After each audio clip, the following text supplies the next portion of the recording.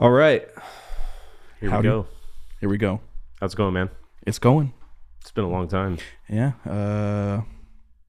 Trying to think. It's like 2.5 years. Yeah, about 2.5 years.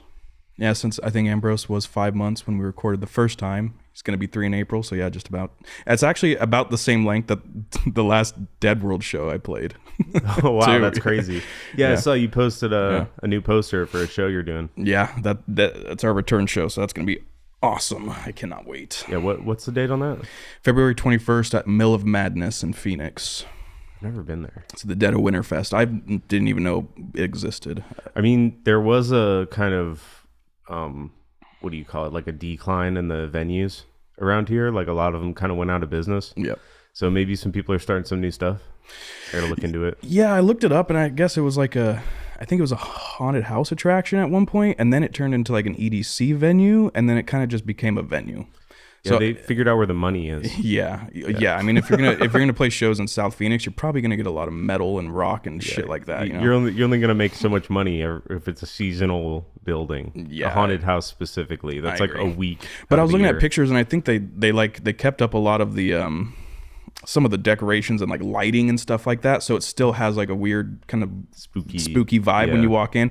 Maybe not spooky, but just like a different vibe compared to like walking into a Nile or a Club Red or something. There's like an aesthetic there. So at least I think so. I haven't been there. That's just the pictures I've seen online. The underground Nile has an aesthetic. It does, and it has a distinct Leaky potent basement. Yeah, like, kinda. yeah, definitely. It was funny. I was listening to Jacob's episode a couple days ago, and he was talking about the death stairs or whatever from the Nile. Yeah. The one that leads straight out to the street.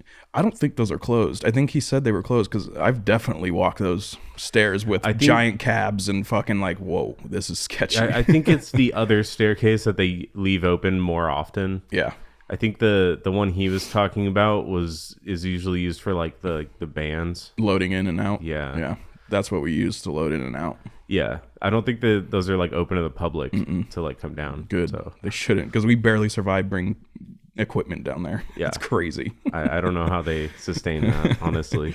I love the underground though, dude. Underground's fun. That's one of my favorites for sure. I realized you got to mosh early in that one because it's like tile floor. Yep. It gets slippery. And there's an occasional fucking beam sticking out in the middle of the ground. There's 2 concrete beams on the sides, and I've seen people slam into those so definitely. hard. I can only imagine like a hardcore show down there and people like doing the dancing, you know, swinging their arms, and they're not aware of like how close they are to anything.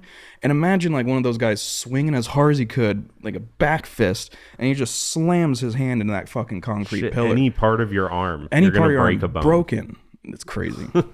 Any arm. Somebody just shin kicks it. Yeah. Bam. Oh, Anderson Silva style. Just I can't do bone breaks, That'd bro. be brutal. I can do a lot of that stuff, but like I can watch people get fucked up, but when it comes to like bones snapping and shit, I like the fall and like seeing people tumble, but like thinking about the injuries is what gets me. The ones that get me is when you don't know it's coming, like you said, and then there's the fall and then the tumble, and you're like, oh shit, that hurt, and then he stands up and his arm is flopping over. And I'm just like, can't do it, dude. Can't do it. Leg breaks, arm breaks, anything that's in a position that it shouldn't be on in the human body, can't do it. But then I can, you know, I can watch other violent shit when it comes, you know, but the breaking of the bones, as long as the bodies aren't deformed or anything. Yeah, I mean, because there's some tragic accident videos that I've seen where it's just like, oh, yeah, so like, someone's whole leg gets crushed or something, and it, like, dude, I've come across some of those videos and I just exit it. Like, nope. I've definitely seen some wild you know, videos like that, car crashes and people who are just mutilated and shit, but for some reason that's easier for me to stomach than like, because like the whole picture is grotesque versus like you got the guy that breaks an arm or something. Everything else is normal except for that one out of place thing, and that's where your whole focus is on, is that one break in the, I don't know, maybe I'm just, I don't know, fucked up. I don't know. For me, the gore makes it worse and worse. There's like, definitely levels of gore that I cannot do.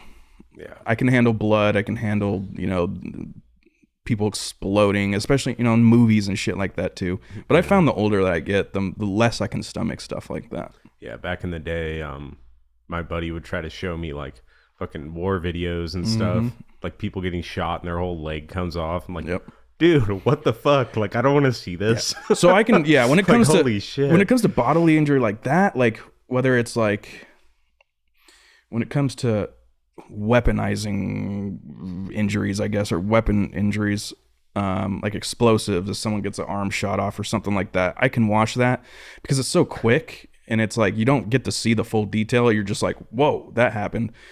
But all the other stuff where you see the injury happen, I'm just like, ugh, can't do it, dude. Especially in like sports and stuff. Like if dude's just like running like a soccer player or basketball player and he jumps and he lands wrong and his fucking bones snaps and sticks out of his leg, I'm just like, yeah, those are rough, dude. I could not. Or what about the fucking failed workout videos? Those are scary. Where somebody's knee goes backwards. Oh, like, dude, those are the like worst. The power cleans and shit. Or like on a squat, like or a leg press. Yeah, that's the worst. Dude, or the scary, dude, I've seen videos. The scary ones are where people are like recording them by themselves, like recording a workout and they're benching or something. And they think they got it and then they don't. And then it starts, and then the bar comes on the neck. I saw this guy was by himself training, doing bench, and he couldn't get it up, and it started falling. It hit his chest and it started rolling, and it's hitting his neck. And this thing is like, you could see his neck, you know, flattening. And he's struggling, and he's doing everything he can to get out from between the bench and the barbell. And he does, but the panic on his face, you know, he's not breathing. It is just like, you're watching him like, come on, dude, you fucking got this. You got it. You got it. But God, that's, I saw a video of a guy. He's like, this is exactly why you don't use clamps on the ends of your bar, like when you're benching. Yeah. It's like he showed, like, if you don't have it, because if it slips, slide it off. Exactly. You could just slide the weight off the end, slide the other end off, and you're free. Yep. Like, that makes perfect sense. I never used clips when I did weightlifting in high school. Yeah. It was like the coaches would try to get you like to use the clips all the time. I was like, no, it's inconvenient. It is. I'm never going to fall over to the side. Yeah, like, for sure. I think it's definitely a safe thing to do, but there is a lot of, unless you're maxing out the fucking barbell, you know, there's no, if you got a 45 or two 45s on each side, there's still like this much room of barbell, but you know, and then there's the fucking plates. I feel like it's good if you're learning, if you're doing like lightweight and you're trying to learn form. Yeah. And like you're kind of like shaky. Exactly. Maybe you will dip to the side. Balance a little bit. You're trying to figure out the form and everything. So, and you're not going to hurt yourself with light weights. Yeah. You know, so if you're starting out, use clips, sure. But like if you know what you're doing and like you know your limits, you're like pretty comfortable with what you can do. Yeah. Don't use that shit. When I used to work out, I used to do I liked benching with the barbell and everything, but I used to like doing like just free weights, dumbbell presses, like bench presses or anything like that, or incline press, because it gave you like that, it forced you to like focus on being balanced instead of going like this and this and that. And I feel like that is a better workout because you're focused so much and you're making sure that everything is working at the same time and you're getting the full results of that versus just the regular barbell bench press. I don't know. I haven't worked out in so long. I don't even know if I know what I'm fucking talking about anymore. I like the free weights better. I like free weights. Yeah, just like the two single dumbbells. It's more entertaining for me too. Yeah. Like you could just grab those and have a bench. Yep. But and you could do more than just bench them. You could fucking, you know, you could do tricep fucking workouts, or you can put the bench down and do fucking lateral raises and shit like that. You know, I don't need a bar. It's a versatile instrument. Kettlebells would be cool though. Kettlebells are great. Yeah, I've never really worked out with kettlebells, but I've seen some. I used to love doing ropes when I was working out, and I would just sit there and I'd face the mirror and I'd have the ropes and I would just go to town, fucking just until I literally couldn't anymore. And I can't even comprehend doing that nowadays. Man, there's this gym on like Central Avenue and like Camelback or something like that. It's called FRC. Okay. And they have the whole gym set up there. Like you could get a membership and everything, and it's just part of this church. It's like off to the side. They have all these tennis courts. They have a whole skating rink. So you can like rent skates, like a skate land or like ice skating rink, like Great Skate. you know. Okay. So it's like a roller rink. Okay, roller rink. But you can rent skates from them, or you could bring your own. But they have all these different rooms with different workout equipment, and one of them is a boxing room. So they have like a heavy bag in the corner, and they have like ropes and stuff you can attach to like some anchors they have. And I don't know, I just thought it was pretty cool that they have like, you know, a whole room dedicated to boxing. Yeah, that's and then, sick. Like, you know, other rooms. That's sick. My boxing is incredible, dude. My brother John L. He's always been into boxing his whole life, and he has always been a big boy. I think at his heaviest, I want to say he was 500 pounds. He could have been heavier or maybe a little lighter. Big boy, but he was like in high school. I've known him since freshman year. And in high school he was big, but he was athletic big, like a big D lineman would be in football. And you know, after graduating, like most everyone else, you put on weight, or you stop working out, you stop doing whatever. Life happens. So anyways, he at his biggest was around 500 pounds, and he would do boxing and shit like that. He was still every now and then going in and boxing, but he had like an epiphany moment where he was like, because he has a daughter that's the same age as my son, and he had an epiphany moment where he was just like, if I keep this up, like I'm not going to be here for my kid. And like, how selfish is that of me, you know? So he, over the last like 2 years, has gone so hard, and he's dropped I mean, he's smaller than me at this point. It's smaller as far as, I guess, probably like body fat percentage goes, but I mean, he's huge. Like, he's kind of a genetic freak, one of those guys where you pack on muscle and you're massive.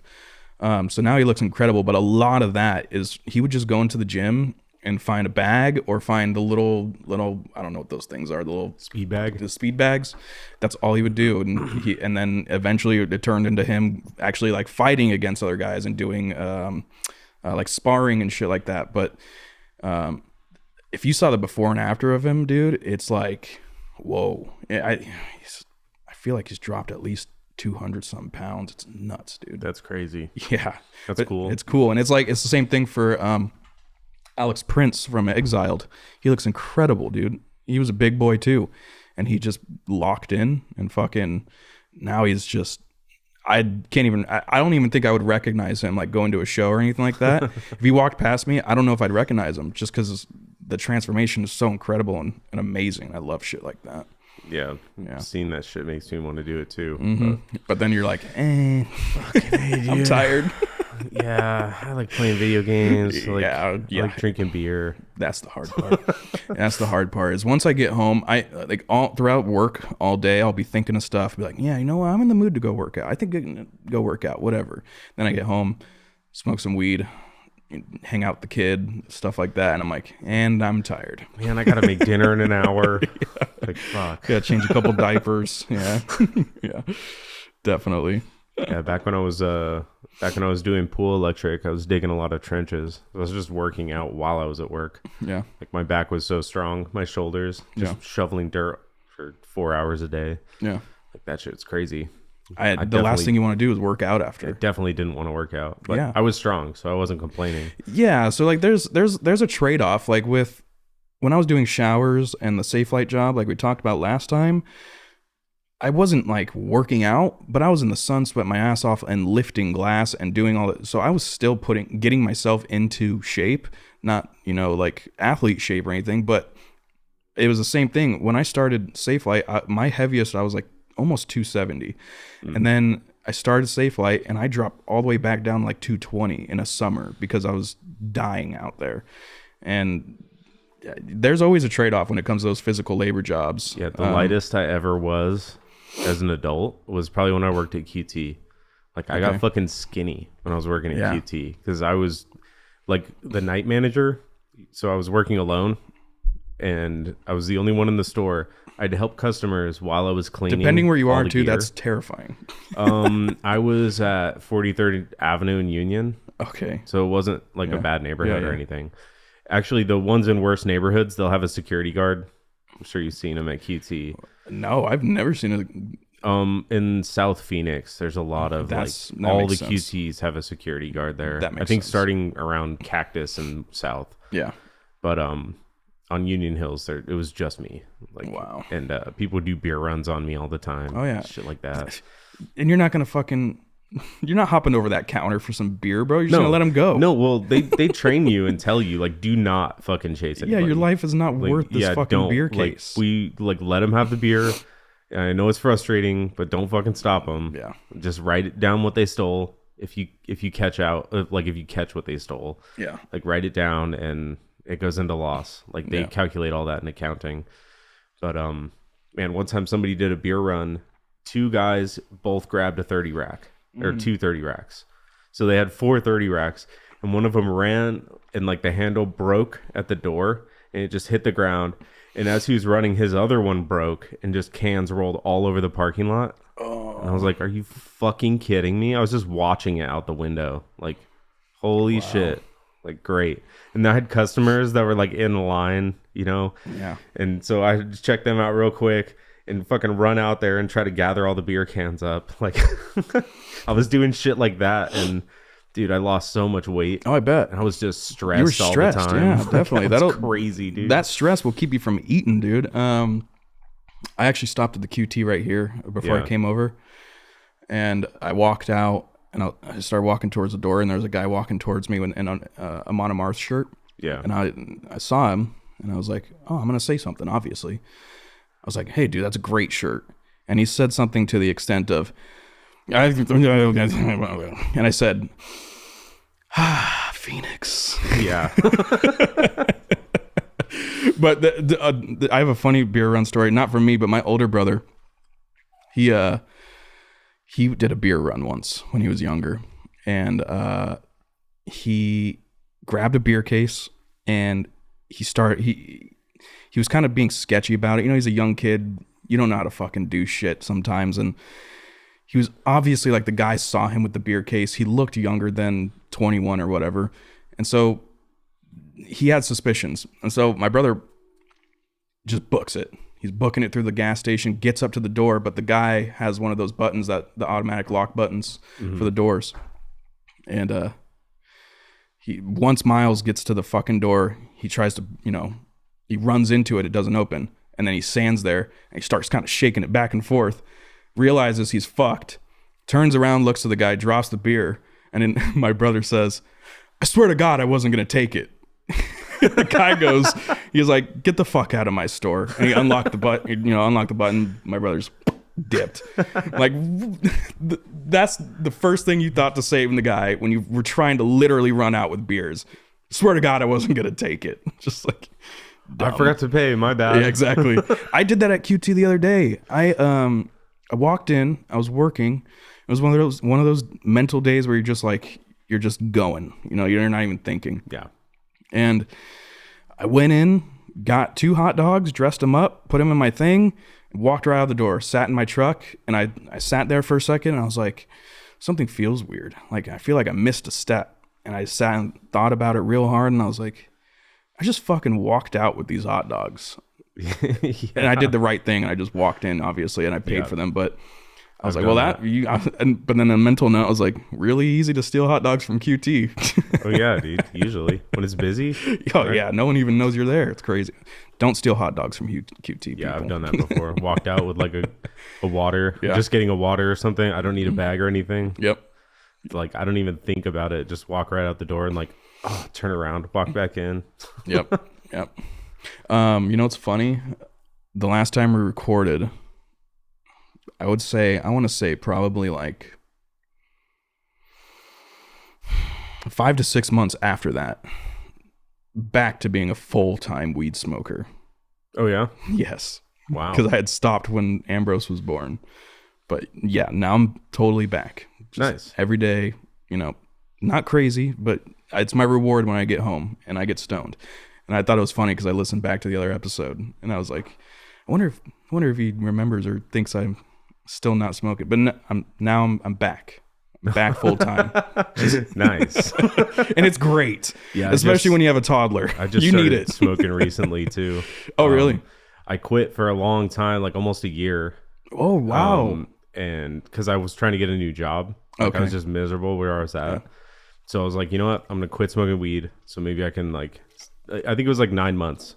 I stopped smoking. Damn. And like I was just like, okay, now I'm clean. So if I have an opportunity, I can just jump on it. You know, that's what the point was.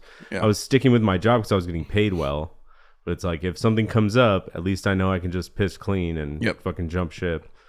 And eventually it just got bad enough to where I hit my brother up and started working with him at the company he's at. Yeah. But I pissed clean, worked there for a little bit. They sent me to a job site where I had to do another drug test. So I did that. And then a couple months after that, I was like, you know what? I'll get back into it. Yeah. Started smoking a little bit here and there. You had to be absolutely zooted your first time back. Oh, dude, it was crazy. I was in here, I think. I was trying to play BioShock Infinite. Nice. And I just got it because it was like $4 on the Nintendo Switch store. And me and Mars smoked a little, I think it was a Jeter. Yeah. Maybe it was something infused. Yeah. But we smoked that together, and dude, after like 4 or 5 hits, like I couldn't focus on the game at all. I just put my head on the table. I just paused the game and just laid down. I was like, Jesus fucking Christ. Yeah, dude. And that tolerance break will fuck you up, dude. It's crazy. I think I figured out what did that though. Because I picked up Zyn pouches too. So I do like nicotine now too. And I think the nicotine along with the weed, like coming back after so long, I think those two combined fucked me up really bad. Yeah. But, I it's so funny because I always think, especially when you're smoking consistently for so long, this sounds like druggy shit because you're chasing a high that you got for the first time. And it's so funny for me personally, at least, I've noticed that whenever I take breaks or whatever, which is usually rare, whenever I take breaks from smoking weed and I come back to it, I get super fucked up. But that's like the thing I'm looking for. I'm like, dang, I want to be high like I was the first time I ever smoked weed. And then I get it after taking a tolerance break, and I'm like, I don't want this anymore. Like, please go away. Like, I just want to be contently high. Like, this is way too fucking much, dude. It's crazy. Exactly. You can't function. You're like, Jesus Christ. Yeah. Dude.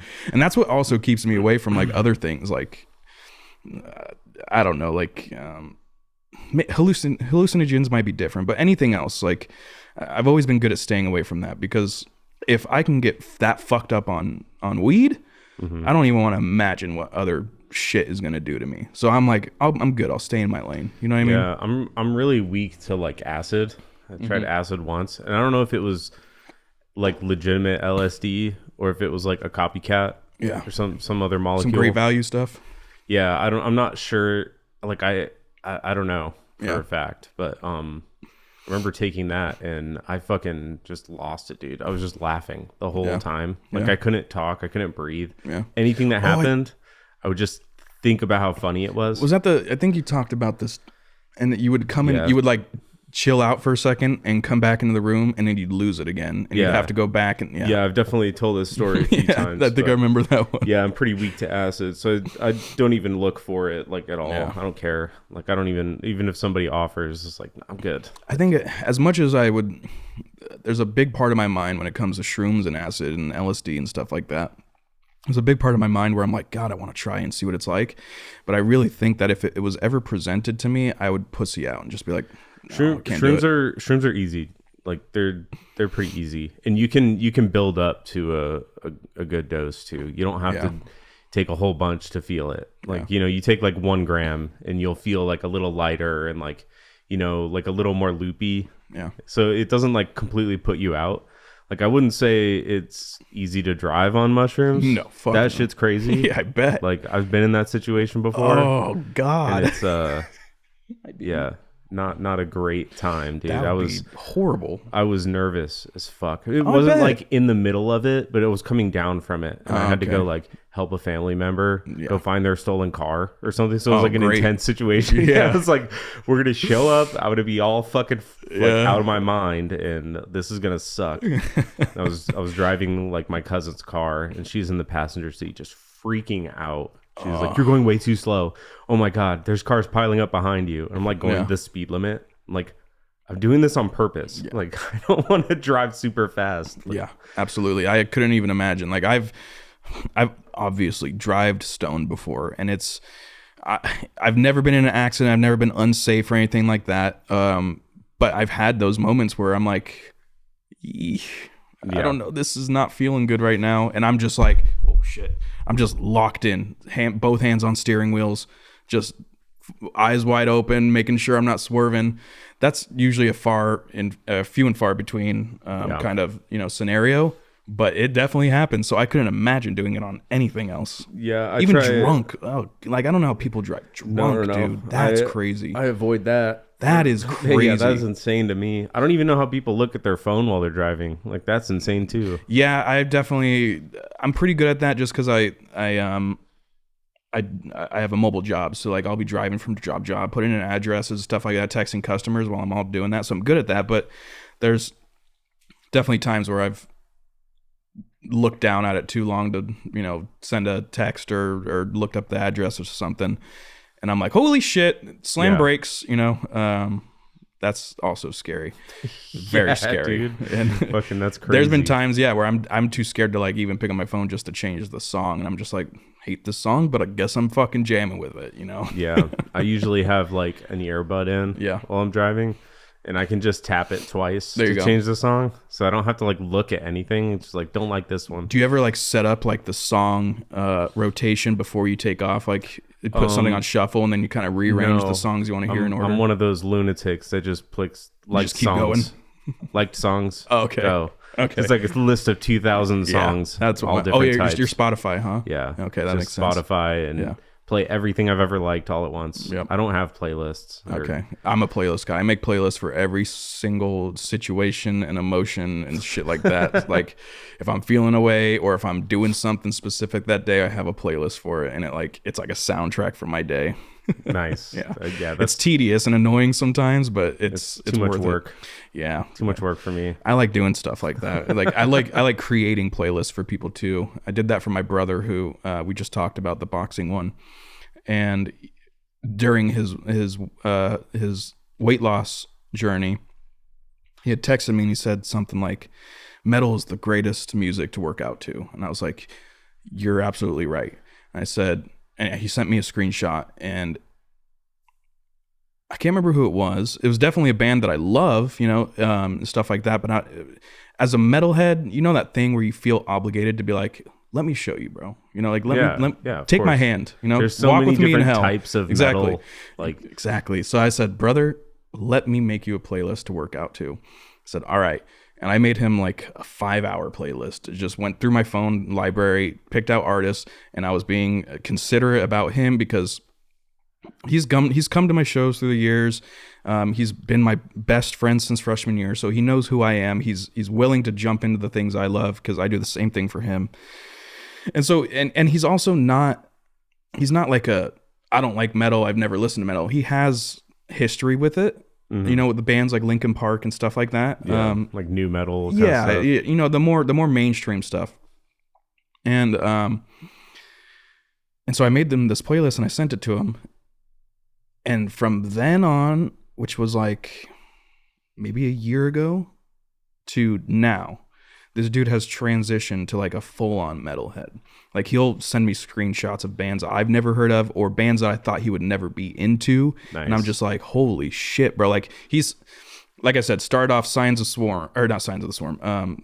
Linkin Park, just all those, kind of general bands, Slipknots and stuff like that. Lamb of God. Yeah. But then he would send me stuff like Sign of the Swarm and a lot of really heavy shit, and I'm just like, dude, good for not my personal jam, like Signs of the Swarm, but I love that he's getting into that shit, like the fact that you can listen to something that heavy and find the beauty in it, finding his own path, exactly. And I'm just scene. like, I'm like, bro, that's fucking awesome. Everybody has their little quirks as far as which metal they like. Yeah, and now he, like we'll talk about metal, and he'll send me bands and shit like that. We definitely.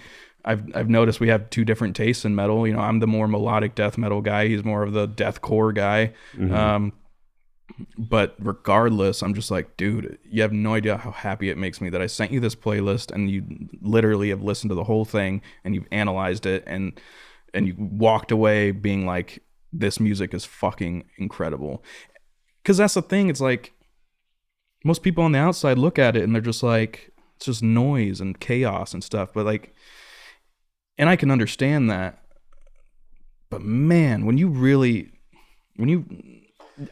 can't tell me, like, if I show you the Black Dahlia Murder, if I show you I Will Return, I don't care who you are. If you don't take any kind of artistic value from that song of being like, yeah, it's maybe not my type of, my cup of tea, but incredible how they fucking play their instruments. Yeah, it's like showing somebody Lord of the Rings. Exactly. And then they're going to like fantasy movies after that. Exactly.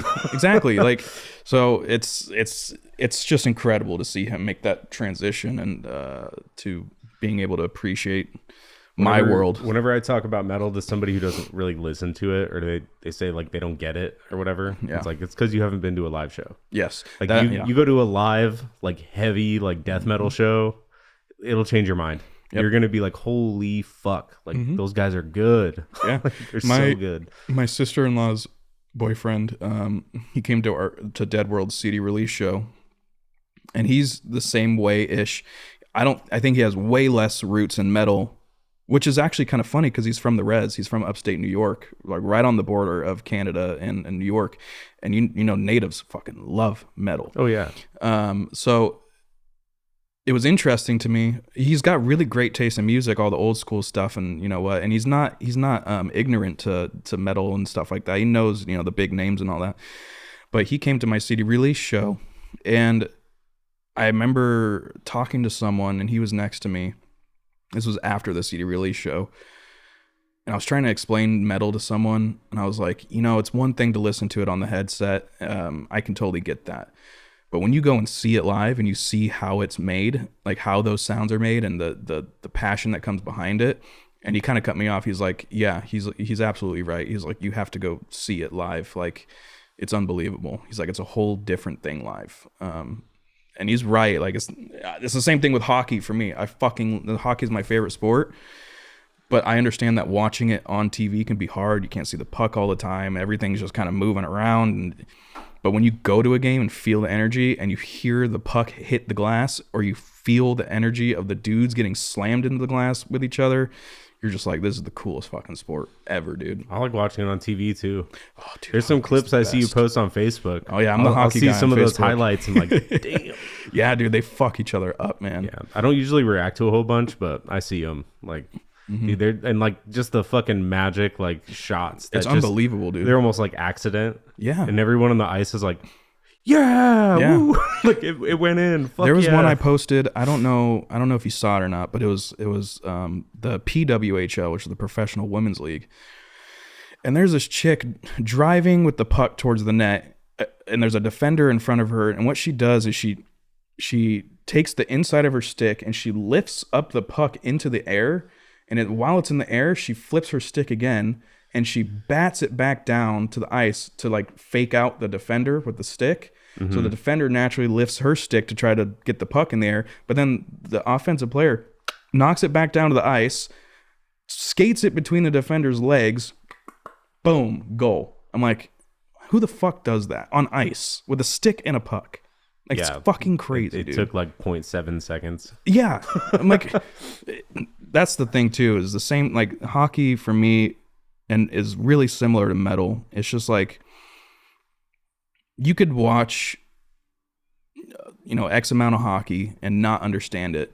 But then there's going to be one game that you watch where shit is going to pop off, or you'll get the most high talented players or whatever happens.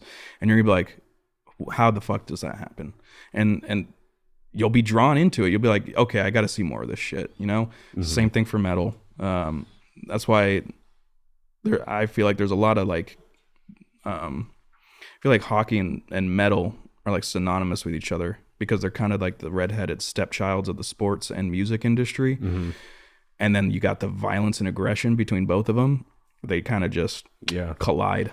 I could see how it's like synchronized. Yeah, Violent Gentlemen. There's this company called Violent Gentlemen.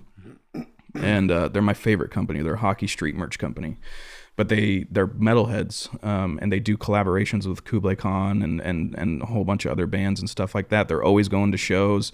They'll have like they'll make limited edition hockey jerseys for certain bands and shit like that. Nice. You can buy. That's cool. So sick, dude. So cool. Love that stuff. Yeah, that's pretty sweet. Yes, sir. Fucking the metal analogy is pretty good though, because like getting like you said, you'll see something in a hockey game that'll just draw you into it. Yep. It's like that's just how metal was with me. Yep. When I went and first saw, I just talked about it. I think it was my first actual metal show had like Children of Bodom and like Megadeth. Yeah. Like, I remember you talking about that. Yeah, it wasn't like the heaviest metal out there, but like seeing those guys play, like with such perfect precision, 100%. Like, damn, how the fuck did they do that? And then I started 100%. like looking at other heavier shows, and then when I started working with Arcanaut, like Dan and Luis, those guys, that's when I got into like the local scene. I was like, holy shit, like there's some of these guys just out and about in Phoenix. Like, holy fuck, these bands are good. Started watching Condemned Till Dawn. Oh, yeah. Those guys. R.I.P. But yeah, Nate, good old Nate. Nate Cates. He's still with Born of Ash though. Still with Born of Ash. Still rocking. Yeah, I don't. I haven't talked to Nate in a while. I miss him. But Born of Ash is fucking, they're crushing it still. Shores is not. Shores is I don't think we ever like really made like an official announcement, but we're basically, we're, unless something crazy happens, we're indefinite done. Hiatus. Yeah, indefinite hiatus is I guess the more appropriate way to say it. But that's like, that's the majority of local projects. Yep.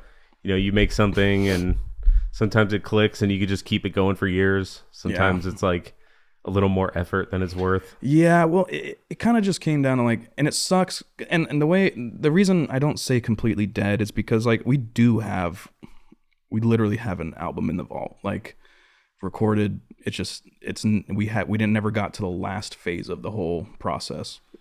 So like down the road, who's to say that we don't just say, fuck it, we have money, let's just release it real quick and just drop it, because it is such a fucking cool album. But it was more of just like kind of guys just doing different things at some point. Like Nate, I think he's a cop now, and he was doing that whole thing kind of towards the end of when Shores was starting to dissipate a little bit. So he had his own journey, and I'm planning on doing, a couple weeks out from doing something myself. And I think it was less like, there was no bad blood or anything like that. It was less of not really wanting to do anything and more of just people having other shit that they needed to do, and we had to kind of prioritize what was more important, and the separate life stuff was a little more important than Did you say that Nate's a cop now? I think so. I didn't know that. Yeah, I think so. That's interesting. Yeah, cut his hair off. I saw that. Yeah, I saw he cut his hair off, but I didn't see anything about him like going to academy or nothing. I'm pretty sure, I don't know if he's a cop or if he's definitely some form of law enforcement. I know that. I could kind of see that. Yeah. Big old tall dude. Nate's funny, man. I love him. I hope I get pulled over by him one day. It makes sense because he freaked out on me one time. Really? We were going to Bisbee, and we were driving with Condemned and Arcanaut. We drove all the way down to Bisbee to play a show, and we stopped at a gas station in Tucson, and I was like, I'm going to get 2 energy drinks. So I got an energy drink and a beer. Nice. I was like, got my 2 energy drinks. Nice. I held them up and everything. I showed them. It's like a joke. Yeah. Haha. Yeah. And I swear to God, Nate saw me. Like, I held them up like right in front of him, but he thought I just literally meant 2 energy drinks. Yeah. He didn't even think about it. And I was in the back seat with Kyler. Yeah. And I cracked open the beer. I was just chugging the beer real quick. And I mentioned or something about the beer. I probably made some other stupid joke about it. And Nate's like, what? You have a fucking beer right now? He like freaked out. I was like, yeah, dude. Like, who's gonna catch us? Yeah. There's no one on this road. We're going south of Tucson. Yeah. There's nothing out here. And he's like, dude, if a cop sees us, like, I'm gonna get fucked over. And like, yeah, you're probably right, but there's nobody out here. Like, we're fine. Yep. Nate's funny, man. I He's remember like, you got to get rid of that shit right now. So I like chugged the rest and threw it out the window. I was like, there you go. how's that? You're like, I'll get rid of it. Good? Yeah. There's nothing left. He like got super mad though. Nate's It's funny, like, man. He's now he's a cop. yeah, Makes sense. I remember before I knew Nate, I used to go to shows, and he's obviously hard to miss. You know, he's huge. Yeah. He's tall, muscular, Unforgettable. long blonde hair. You know, he's just a Viking at a metal show. And I always like had the preconceived notion of him that he was, what's the word I'm looking for? Not an asshole, but like authoritarian kind of, you know what I mean? Like people knew him, gravitated towards him, and kind of an important guy, like almost intimidating in a way, you know? So I never like approached him or anything like that, but I would always see him around shows. I would always see him talking to Mark or some of my band members, but I'm also slightly an introvert. So like, I'm not one to always go up to someone, even if I want to talk to them and be like, hey, you know, how's it going? Yeah, I don't usually start conversations. I'll just wait until it comes to me, or if it doesn't, then whatever. But I always felt that way about Nate. Like there's like a slight intimidating factor about him. And then I just reached out to him one day when I found out Mark was doing shorts with him, and I was just like, hey man, if you need a vocalist, you know, let me know. And then I sent him a video, and he loved it, and he just asked me to be the vocalist. And then when we started like playing and stuff like that together, I realized I was like, oh my god, this dude's just a big teddy bear, just a big sweetheart, you know? Yeah. On that way to Bisbee, he wanted to listen to Phil Collins only. Fuck yeah. And me and Kyler were talking shit the whole time. We were like, you don't really, like Phil dude? Collins? Like, it's not a problem with Phil Collins. It's the fact that that's all Only we thing. listen to. Yeah. Just shuffling Phil Collins songs. Yeah. I'm like, dude, are we going to change the music? He's like, no, fuck no. Phil Collins is the best. I love Phil Collins, dude. Like, dude, Nate, what's wrong with you? I've had Take Me Home by Phil Collins on repeat the last like week. I love Phil Collins. His voice is incredible. But in your defense, I don't know if I could listen to Phil Collins. Yeah, on the way to a whole metal time. show. Yeah. Like, dude, you're about to play a fucking metal show and you want to jam out to Phil Collins the whole way. Yeah. It's like a fucking 4-hour drive. Yep. Like, and he literally played Phil Collins the entire 4 hours. It's funny. I mean, in Nate's defense, I don't really listen to too much metal before a show. I listen to things that get me pumped, and metal is obviously one of those genres. I don't know. I'm a weird music listener. So like a lot of my music outside of metal is more of where I listen to it intellectually, artistically, where I'm like, I want to understand like the intricacies of this music. Everything else for the most part is like usually associated with a feeling or a memory or something like that. And so like on the way to shows, I could listen to something from like the 1950s, you know, or like Sinatra or something like that. And it'll just put me in a weird, different mood versus like, plus I don't want to get too like riled up before I go up on stage. like, and I got hours left, you know, I get riled up 2 or 3 hours before my set. And then it starts to slowly like, I'm calmed back down again by the time I'm ready to go on stage, I could you know? see that. You But know? your stage presence is also like kind of different. Like you're up there like having fun. Yeah, you know, I like to dancing move. around practically. You know. Yeah, so, I'll dance. I'm a very active. I guess Nate's kind of the same way. Yeah, Nate. Nate's very He's- active. Yeah, he's really active on stage. I think. He just doesn't smile as much as you do. You're, Yeah, like, I have a smiling good up there. time. Like, dude, so I went through this weird transition as a front man where, like, when I first joined Dead World, that was my first death metal band. The band that I was in prior to that was like a pop punk band. Oh, really? Yeah. What was that called? Discovery of an Afterlife. Yeah, like a metalcore pop punk. I know you hate metalcore. You would hate it, dude. You would hate the Gross. music. Yeah, you would hate it. It's very like, I don't even know who I could compare it to, but very just pizza eating, skateboarding kind of fucking shit. Oh, you know? yeah. Sounds just up my alley, dude. Yeah. So, but that, in my defense, that was the first band I found, and I kind of was, I feel misled because at that time I did like metalcore, and I was still like finding my way in metal. And I was told it was going to be like a Kill Switch Engage type, vibe, a little heavier. Was not the case, but regardless, that was my foot in the doorway.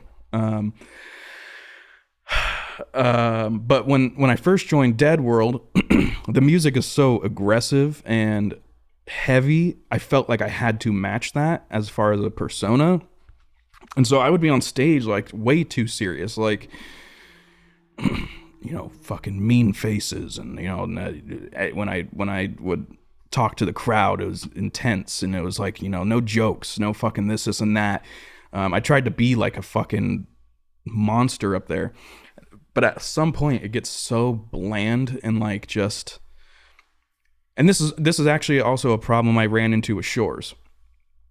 I realized with Dead World, I was like, this isn't fun for me to go up there and play a character. I just want to go up there and fucking play. So the shit that you see me do now with Dead World, where I'm running, fucking windmilling, smiling, even like certain parts of the song, I'll fucking dance. I don't give a shit. That's just all, it's as much organic as it is a performance. Mm-hmm. And that was also a reason with Shores, where I was like, when I was deciding if I wanted to leave, there's a level of stoicism I felt with Shores, where I had to go up there and be a Viking king, or, like... Yeah, because it was like black metal. It's like, yeah, well, it was like mellow death, warship, type of vibes, Mm-hmm. And I always felt like I had to be up there, chest puffed, the hair, and just a stoic fucking warrior, and that part got exhausting too, because I was like, this is not who I am. So that was also a major, but like I said, I mean, dudes like fucking Trevor from Black Dahlia, mm-hmm. He was just goofy as hell. Yeah. He didn't give a shit. And he actually helped me too, because I remember listening to an interview with him about when, like, at the early days of Dahlia, and he said, he was like, I didn't know what the fuck I was doing. After the first song, I would be winded. He's like, I'd be winded and exhausted, and then the rest of the set would suffer from it, because he would go so fucking hard physically on stage. He would exhaust himself after the first song, and I would do that a lot. And he was like, when I realized, I think he went and saw Goat Whore live, and their vocalist was a big influence for him. And he's like, I watched them, and he's like, I realized I was watching the vocalist barely moved the whole show, but people were still going fucking crazy. He's like, he was just focusing on the intensity through his voice and making sure everything was, he's like, and then I realized I don't need to fucking be a fucking spaz all over the stage for people to enjoy it, as long as I'm, delivering my fucking vocals the right way, mm-hmm. and doing my shit every now and then, throw a headbang in there or whatever. So lately I've calmed down. I mean, I haven't played a show in like a year and a half.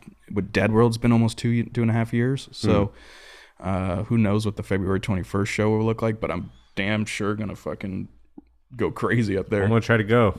Please do, dude. So, it's gonna be, because have you ever seen Dead World? Yeah, once. When? So you guys, one time, I don't know, it was years ago. Was it the Knights of the Abyss show at the Pub Rock? Might have been.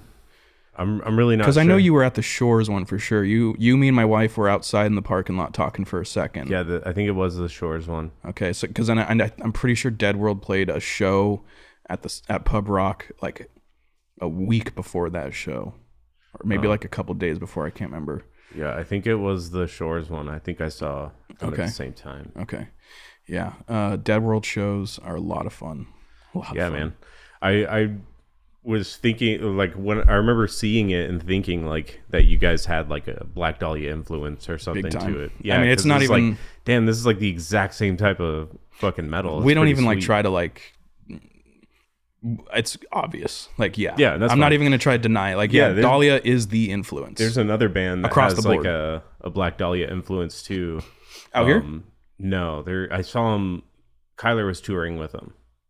He was touring with some band, and Summoning the Lich was with them. Love them. Yeah, Summoning the Lich was with them, and Love I them. just found this band like 2 weeks prior. Yeah. And then I saw Kyler posted a show. Oh, we're gonna be at Phoenix, and I saw Summoning the Lich was on the bill. I was like, holy shit! I just found these guys. Like, I have to fucking go. I get They're to see Kyler and fucking hang out with him. And then I talked with the vocalist for Summoning the Lich for a while David. at the table. Yeah, and he was telling me stories about Missouri, and I was like, damn, dude, I wish I could record this. Yeah. Like, I want to do podcasts at shows. Like, We're be kind so of fucking sick. Dead World is kind of sort of buddy bands with Summoning. Oh, really? We're kind of like acquaintances in a way. We have each other on Facebook and stuff, and like we sort of were coming up at the same time. They obviously had a little more success. Dead World could have been so successful had we just Not too late. I know. There was some opportunities with Dead World that we just did not execute on, and I'm just like, fuck, man. I could be in a totally different position right now, but regardless, we're back and we're doing our shit. But Summoning kind of was on the same track as us. They took off, but we were aware of each other because we were similar artists. And we would friend each other on Facebook and all that. So I think we played with them twice. And every time they came to town, we would kind of mingle with them and hang out and stuff. Not like buddy best friends or anything, but we know each other, and they're fantastic, dude. They're like melodic death metal, like Dahlia, but then they have like some crazy like really deathcore style, like breakdowns and vocalizations. Yeah, dude. Yeah, I like it a lot. His highs are incredible. It's so good. Yeah, he talks like a goblin in between the songs. Oh yeah, so good, dude. Talks to the audience in the same voice. We are summoning the Lich. Yeah, it's so good. It's kind of like Day Tripper in a way, where he does that voice mod Day thing. Tripper is so sick, though. I love Day Tripper. Yeah, I love those guys. Yeah, Fucking, I need to have Eric back on. you do. Eric's great. We should do an episode with me and Eric, because I've known him since first grade. Dude, we talked about that last time we were since on. like first grade, dude. That's crazy. Man. Nuts. That's funny. Are you guys in the same grade then?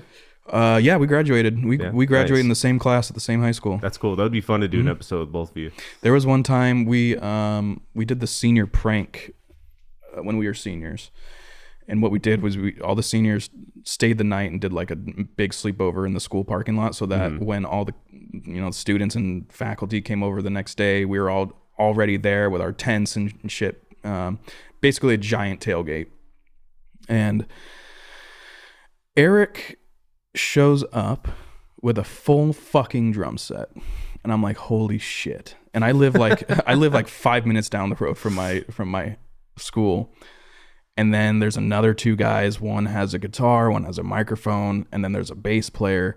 And I was like, oh my god. And so I was like, give me a second. And I fucking sped home, brought my amp and my SG. We plugged into whatever power was there. It was right in front of the football field, and we were just jamming, dude. It was awesome. And that was like the first time me and Eric ever did anything musical, but together. But it was so cool. And I think about that sometimes, like just like nowadays, like where Eric is with Day Tripper, like, and just in general, like, growing up doing music and ending up in the same kind of world. It's like so weird to backtrack like that and be like, we got history like this, dude. It's not like I remember one of his career days from like first or second grade. He dressed up as a lawyer, dude, and he had a little pencil. Lawyer. He had like a little pencil mustache drawn on him and everything. That's fucking hilarious. It's crazy, dude. man. I love Eric Ellis. He's the best. Eric as a lawyer. Yeah, I know. He went the complete opposite route. Now he's the guy that the lawyers have to, try to get out. No, just kidding. Yeah, Eric is fantastic. Yeah, I like their stage presence. Yeah. I remember seeing him set up one time at a show, and Eric just yells to front of house. He's like only green lights. Yep. It's like just green. Just green. It's fine. Yep. It's like the lighting person was probably happy with that. Oh, sure. Yeah. Sure. My job's easy. They just have like 4 fog machines going all the time. Dude, it's crazy. Can't even breathe. God, love them. They're so good, dude. They're the best. They're coming out with new stuff too, aren't they? I think so. I'm really I'm sort of out of the loop, and ever since my old Facebook got hacked, it's been really hard to stay in the loop because I've had years and years and years of just pages and people followed and bands and all that stuff. And I created a new Facebook like 2 years ago. There's no fucking way I'm going back to like I'm not going to go through those. So much work. So much time looking for every band, every fucking... I'm like, it'll happen organically, whatever, in the next 10 years again. But I'm so out of loop, and like, I'll hear things, and I'm like, I didn't see anything on that. That's crazy. But I'm pretty out of the loop too. I spent like a year not doing the show or anything. I know, it made me sad. I was going to a couple of shows here and there, Yeah. but I was just kind of focusing on work. Yeah. That's the year that I stopped smoking too. So like pretty much like stopped doing the show, and I decided I needed a new job. Like I was just too stressed out with everything. So I quit smoking, focused on like work and trying to get out of that shit. Yeah. But got a new job, figured I'd pick this back up. Yep. Start working on it. I'm glad. I thought there was a moment where I was like, it's over. I was like, damn, that sucks. It was a good run. It's just too easy to make. It's too easy to produce, Yeah, it's fun. I still have all the equipment. It's like, might as well just pick it back up. Definitely. But I found it's hard though, that there's so many bands out now, local bands, where I'm just like, and not in an offensive way at all, but I look at flyers and I'm like, who the fuck are these guys? I feel like I'm like the old. Dude. I know the youngins are coming up, and I don't mean, like I said, I don't mean that in like a, who the fuck are these kids in my scene? Not at all. It's cool, but I'm just, I feel like I'm now transitioning into the old guy stage of the scene, where I'm like, now I'm becoming the vet. I've been doing this for almost 10 years. I'm fucking transitioning into the older dude section of the scene, and I'm missing everything that's happening underneath me, like this Dead of Winter show for Dead World's Return. I think there's a couple bands on there I know, but it's really exciting because for the most part, I don't know any of these bands, so it's cool that I get to hear new shit instead of oh, there's so and so, there's so and so. It's gonna be the same show I've played 10 times throughout the last 4 years. Yeah. So it's really exciting to see new fresh blood and stuff like that in the scene. Yeah, I met a guy at work. He plays in a grindcore band called Goro. Cool. And he's been inviting us out to like grindcore shows and stuff. Nice. So I go to some of those. They're like in a backyard. Yeah. Stuff like that. And it's pretty crazy to see like all the band members are like 18. Yeah. It's wild, like, dude. I wasn't even that young when I was. Yeah, I wasn't even that young when I was doing that shit. I think I started when I was like 20, 21. So it is crazy to see like kids. I remember I knew Dan in high school. Okay. From Arcanaut. He's an 8-1 now. Like him and Luis made a new band, an 8-1. Okay, sweet. It's just him, Luis, and then Carlos. I don't know if you've ever met Carlos. I don't think so. He's the coolest guy, dude. I need to have him back on, or he actually doesn't have an episode on here yet. Okay. I was gonna get him and Dan to come back. That'd be cool. But I remember when I was friends with Dan in high school, he's like trying to start a band ever since then. Yeah. So he's been doing it for a long fucking time. Yep. Him and then Luis tried this band called Cinecile, or Cinecil or something. It was spelled with a Y, YL. But I remember I drew their logo for that when I was in high school. Nice. Like drew their logo. And then that's when they started Arcanaut, like after high school. I drew the logo for Arcanaut too. Awesome. Sent them that one, and they used it the whole time. That's I was like, great. damn, dude, that's crazy. That's cool. It's like, I don't know how to draw that better. Yeah. They wanted to like update it at one point. And I was like, I can't. Take it to someone else. It's my first try, and you liked it immediately. Yeah, how am I going to improve on that? Exactly. Like it was just too, I don't know. And it wasn't perfect. That's what was cool about it. The edges didn't really line up perfectly. But it's metal, bro. Yeah, it was cool. It was like a little bit messy. Yeah. With the straight lines that it was. It's got character to it. Yeah. It's an honest drawing, Yeah, I didn't get them in time to get the innate one done. Yeah. That's all right. They had a band in between there too. They That's tried to do a crazy. project called Cytera. Oh yeah, I remember that. Yeah, and then they were about to get sued because somebody else was named Cytera already. And they're like, yeah, we're going to avoid this. And they just changed again to an A1. Okay. But I remember Cytera. I remember that being a thing. it's the same music as an 8-1. Okay. So it's like the same music. They just had to rebrand it again. Yeah. It's like, God damn it. Yeah, lots of bands that start and never get off the ground. That's for sure. Like just like I've been in them. Sucks because like Dan and Luis are so fucking good at what they do. Like, it happened with me and Dakota Fletcher. Me, Dakota Fletcher, and Brad from Amaya. He lives here now. Brad? He lives in this complex. Oh, I was like, what do you mean he lives here? I was like, I thought you meant like Arizona. I was like, this dude's been traveling this whole time to play shows. Holy shit! In this complex. Yeah, cool. He lives in the complex now. Hell yeah, yeah. Well, me, him, and Dakota Fletcher had plans for a project, and we had a Facebook messaging group and going through ideas and all this stuff, and then life caught up to me, and I have some other things, like I said, that are coming up that I'm about to do, and I realized I was like, I am gonna have literally zero time for this, and I refuse to be the crutch of a band and like keep myself in a band because I want to be in it, knowing that I still can't commit to it. I'm not gonna be that guy, It's either, at this point, it's like Dead World or bust. So, maybe every now and then, if something pops up where it's like, okay, that's too good to turn down. But from here on out, at least as far as bands are concerned, Dead World or bust. I'd be excited to hear more Dead World. Yeah, because that's just my style of metal I like the most. Oh yeah, we got anything new songs that's even close to like Black Dahlia. That kind of speed. We're playing a new song on February 21st. Nice. So we'll have a new song, Now and I have then to go. yeah, well, I think we should definitely have new music this year, at some point this year. I think I could be wrong, but I think we're only dropping like a 4 or 5 song EP. So we should be able to bust that out this year. And it'll be awesome. It's gonna be a little different. Some of it's a little slower, but it's really freaking cool. But God, dude, I daydream all day, like about just fucking playing on stage, brother. And it's so close, and I just can't wait, dude. Oh yeah, that's cool. Can't wait. Yeah, my daydreams are like setting up a booth by the stage to do the show. Hey, like after fight interviews. yeah, dude. Like come off the stage. Fucking talk about it for 5 or 10 minutes. Like the dudes at like Whack-In or fucking whatever, when they hop on the stage, oh, we got fucking Slipknot here, let's talk to you for, dude, that'd be killer job. I want to do something like that with this like show eventually. That'd be cool. Who's that guy that everyone loves? Nardwar. Yeah. Dude. He's the best. Dude, if I ever got a call or something that was like, hey, Nardwar wants to interview, I'd be like, I made it. I made it, bro. I did it. That's it. You win. I win. I got a question. Where were you when Ozzy died? Do you remember? Do you remember the exact moment, hearing it and everything? I don't. Oh man. I fucking knew it was coming though. Yeah. I mean, I saw his last performance. Yeah. And I was like, this isn't gonna last long, dude. Man. Like he did his last tour, and I was like, that's it. Like it's in his mind now that he's done. So he's probably his body's done now. Yeah, he's probably ready to go. Yeah. If he knows that's his last show. It's crazy how that happens, dude. Yeah. Crazy. Did it affect you at all?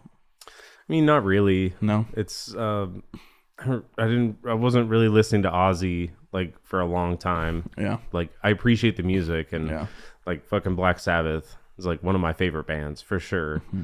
But I don't know. I don't really I guess I don't really treat celebrities that way. Yeah. So it's like if a celebrity dies, it's like, it's like any other person kind of dying that's not related to me. I feel that. My wife is the same way. For me, I'm not like a crier for celebrities that die, but I am a crier for someone that, even if it is a celebrity. So I'll admit, I wasn't sobbing or anything like that, but I definitely shed a couple tears when I heard that Ozzy had passed. Disclaimer, obviously, I fucking love Black Sabbath is probably my second favorite band of all time. Ozzy is an incredible influence in my life musically. I fucking love Ozzy Osbourne. So, he's my god. And when I heard that he had died, my brother texted in the family group chat. He said, "Damn, R.I.P. Ozzy," and I just said no. I replied. I said no. I was like, no. Obviously, I knew it, like everyone else. Like it's gonna happen. He's a mortal man. He's gonna fucking die.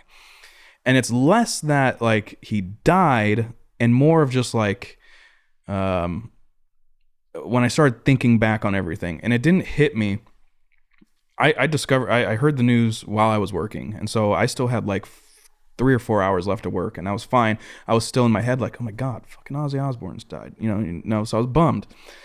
It didn't hit me till I got home after dinner. I took my son, I put him in the bath, and me and my son listen to music, and I play music for him. And it's a really important thing for me, is to just have music on around him, whether he's hearing it or not, as long as it's around him and it's entering into his head. And that was the first time I had put on Black Sabbath for him. Obviously, he's not comprehending. He's like, fuck yeah, Black Sabbath, you know? But I put on War Pigs, and that opening, you know, there's a weird, it's the opening track of Paranoid, but as an opening track, there's a weird finality to it. It's the weirdest thing for me, at least for me personally. When I hear the opening of War Pigs all the way up to the dan, it feels so final to me, even though it's just it's the literal beginning of the album. And for some reason, I was sitting there, my son's playing in the tub, it got War Pigs blasting, and I'm jamming, and I'm thinking about like, God, like the guy that I am right now, listening to metal and playing in a metal band and worshiping metal and all this shit. I'm like, literally because of this guy. And it kind of, I cried, and I had a tear come down, and I was just like, I'm not crying because Ozzy died. I didn't know the fucking guy personally. Didn't even know I existed. I'm crying at like, it feels like there's a part of me that like has moved on now, in a way of like, the guy that literally basically created the dude that I have become is gone now. And it was just a weird feeling. I don't know. You know, I don't know how to explain it, but that's what I felt in that moment. And that's why I kind of like shed a tear, and I was just like, this sucks. This fucking sucks. I think the reason it didn't affect me is because he was done creating his art. Mm-hmm. He put his mark on the scene, on the world. Yeah. He didn't have to keep proving himself. Yeah, he was, well, like you already knew, like there's no more new Ozzy songs coming out that aren't chock full of AI generated material. Yeah. And like one of them, like one of the deaths that hurt me more was like Trevor from Black Dahlia. Yeah, I actually bawled on that one. That one hurt, because it's like, dude, like Black Dahlia is going to change. Yeah. Like we're never going to get more Trevor. It's like, God, it was just like too early. You know what I mean? It's like, Jesus, that it's so with Ozzy, it's expected. Yeah, with Ozzy, he was old, and he lived a full, successful life. And even with Ozzy, you're like, how did you get that far? You know what I mean? Yeah, so, right. But with Trevor, it was so out of left field. I remember that I was at Chiba Hut in downtown Chandler, and I was eating, and I was scrolling through Facebook, and Dahlia's post came up with the black picture and everything, and it said, "We regret to inform you of the passing of Trevor Stern." And I was like, what? I was like, there's no possible way. A joke. Yeah, I was like, there's no fucking possible way I just read that right. There's no way I just read Trevor Sternad's name in a eulogy, essentially. Yeah. And I was just mind blown. And I went back to my van. I got in there, and I started like I was just completely, I couldn't believe it. And so I called Jasmine, my wife, and I was like, Jazz, Trevor died. And she's like, Trevor? I was like, Trevor from Black Dahlia, he died. And this was not long after he just came back from the COVID tour and stuff like that. So we'd just seen him. And she's like, what? I was like, yeah, he killed himself, suicide. And she's like, holy shit, you know, and I just lost it, because it's, like I said, with Dead World, it's quite obvious. Dahlia is the influence. And me specifically, there's no way I can hide it. Trevor Sternad is my biggest vocal inspiration. So I felt literally like I had lost my mentor and my teacher, because I was not able to do the shit with my voice that I do now until I heard Trevor. It was Corey Taylor and Randy Bly that got me into screaming. Corey got me to do the lows and the aggressive side of the screaming. Randy helped me learn how to do highs. And then Trevor helped me put it all together. Mm-hmm. And so like he ultimately became the guy for me. And I was just like, I still can't believe it. There's times I'll listen to Dahlia and I'm just like, I can't believe this is real. He's one of the best vocalists, dude. One of the best vocalists, one of the best lyricists ever. Like, and I feel bad, but I just can't get down with New Dahlia. I just can't do it. I can't either. Something's missing, dude. It's missing. Like, guitar work's great, you know, all that stuff. But I'm not a guitarist. I'm a vocalist, man. And I know when I'm listening to Brian, I fucking love Brian. But I'm just, it doesn't do it for me, man. You know, he doesn't have the range. He doesn't have the cadence. He gets it done. The cadence was the magic. Oh, the cadence. That was the magic, dude. For some reason. The cadence and then the proper vocal techniques in certain areas. That's what Trevor taught me too, was like, don't just like choose. Like you gotta articulate and be very precise about what type of scream you're going to put in certain areas. And he was so good at that. Like, even now I'll listen to Dead World songs and I'll listen back and I'll think with Trevor in mind and I'll be like, I don't like those stacked vocals there. I should have just done the high without a low underneath it and stuff like that. So I'll go back and listen to Dead World with Trevor in mind, thinking like, this song could have been better if I had done this differently, if I had approached it this way vocally or screamed it different on this part. But he helped me a lot with that too. But fuck, man, that was just the worst. Trevor was the absolute worst. I like, it was crazy to see the metal world literally stop turning for a second. Like, the world stopped turning. It was Everyone crazy. Noticed. Nuts. No one did shit. All they did was just tribute Black Dahlia. Nuts, dude. Crazy. Yeah, that's insane. Fucking, I saw them like 3 times. I only saw him once. I haven't seen them since. I only saw him once. But I haven't seen him with Brian either. They've come through a couple times with Brian. I'm just like, I can't do it. It's crazy. Black Dahlia was actually one of my first like death metal shows. Oh, really? I went with my brother to see like the heavier metal. You know, we went and saw. I think we saw Monomarth at one point. Like, Nice. I went to that Megadeth show and Children of Bodom was there, and then I think next I went with him to like an Monomarth show with a couple other bands there. I think it was like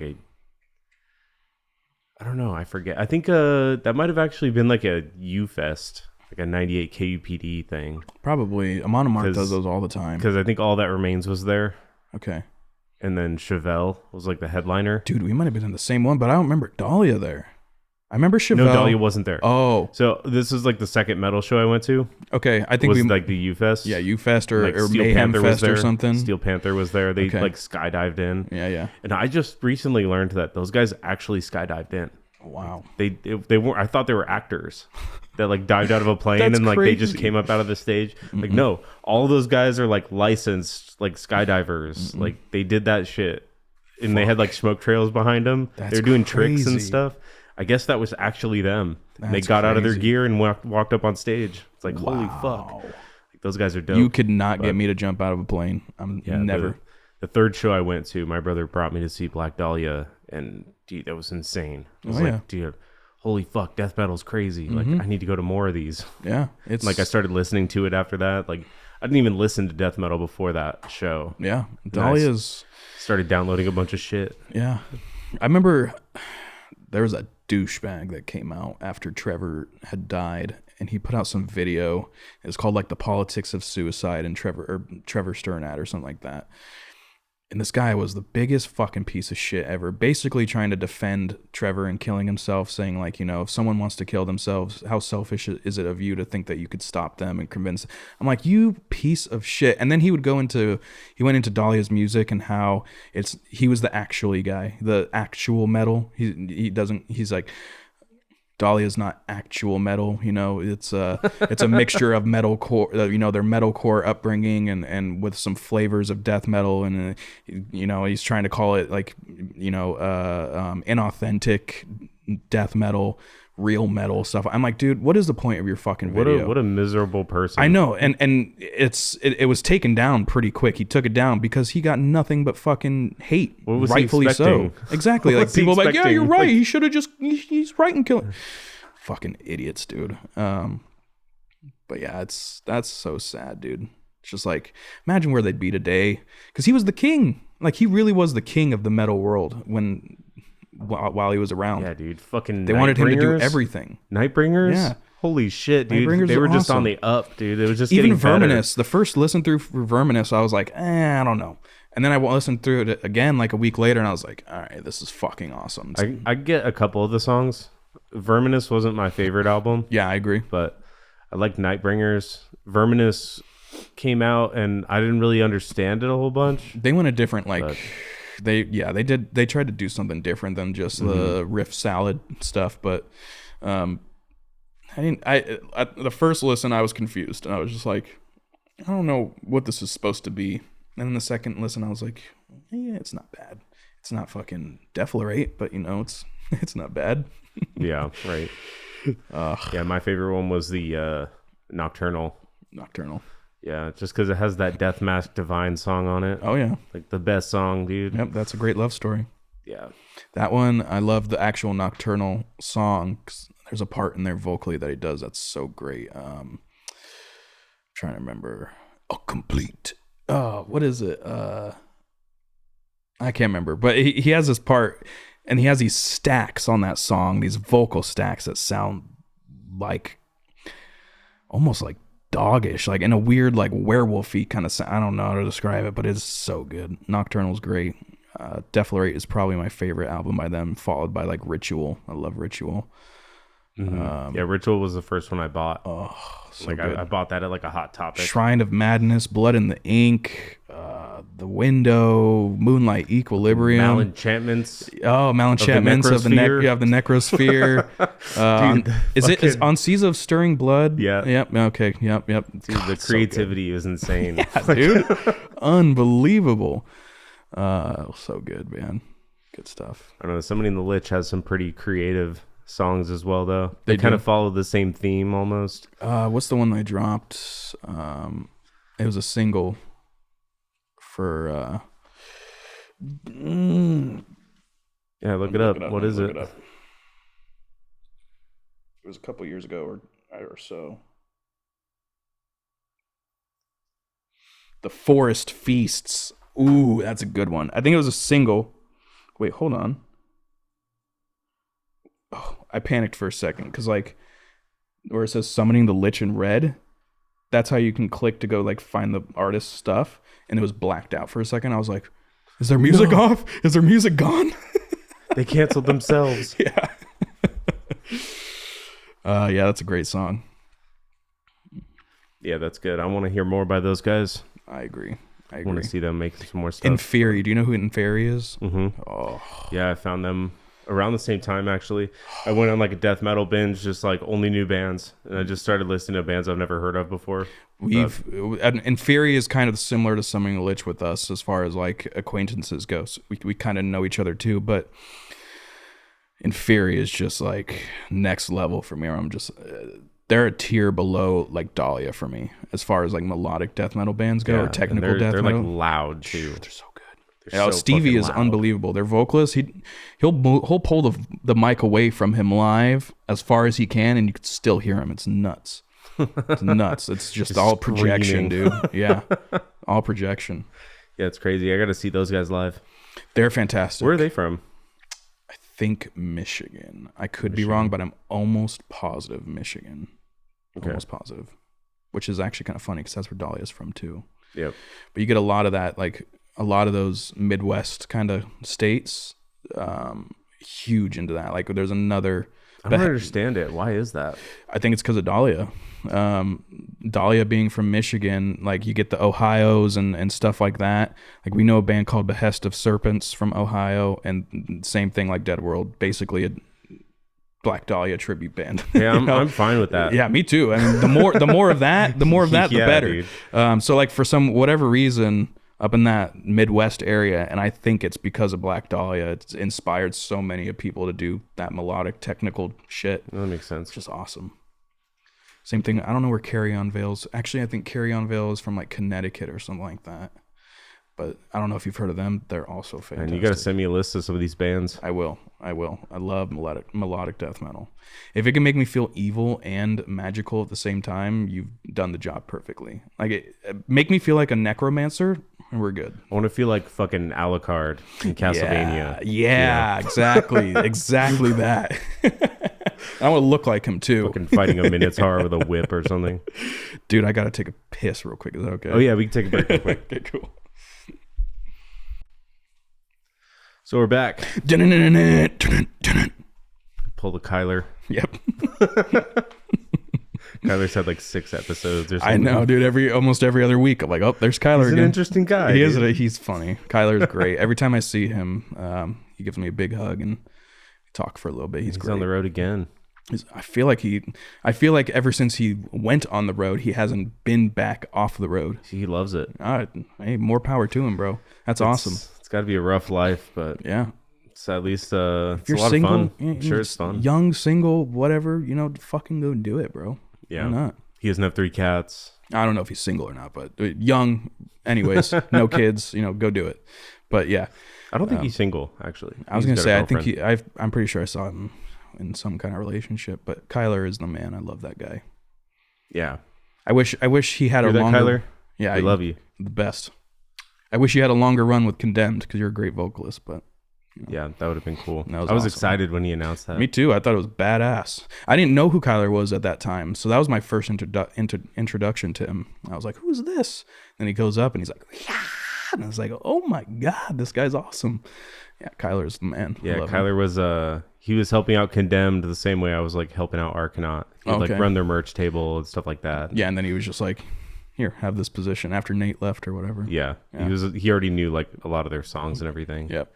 But yeah, that would have been really cool. Yeah, because they were also going towards like they were like changing up the music a little bit too. They were moving. They were still keeping the mellow death sound, but like kind of moving into a heavier direction, More like aggressive. almost deathcore mellow death. It was pretty cool. I was looking forward to all that stuff unfolding, but just like every other band in the fucking Born of Valley. Ash ruined it. Born of Ash. God damn it. God damn it. You fucking assholes. First Condemned, now Shores. No, I'm just kidding. No.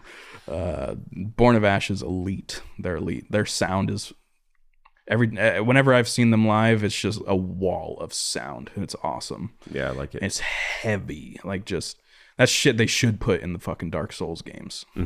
Like for final boss shit. That would be cool. That'd be incredible. Could you imagine getting like death metal like regularly signed into video games? Dude, why don't they? There was a death metal sort of.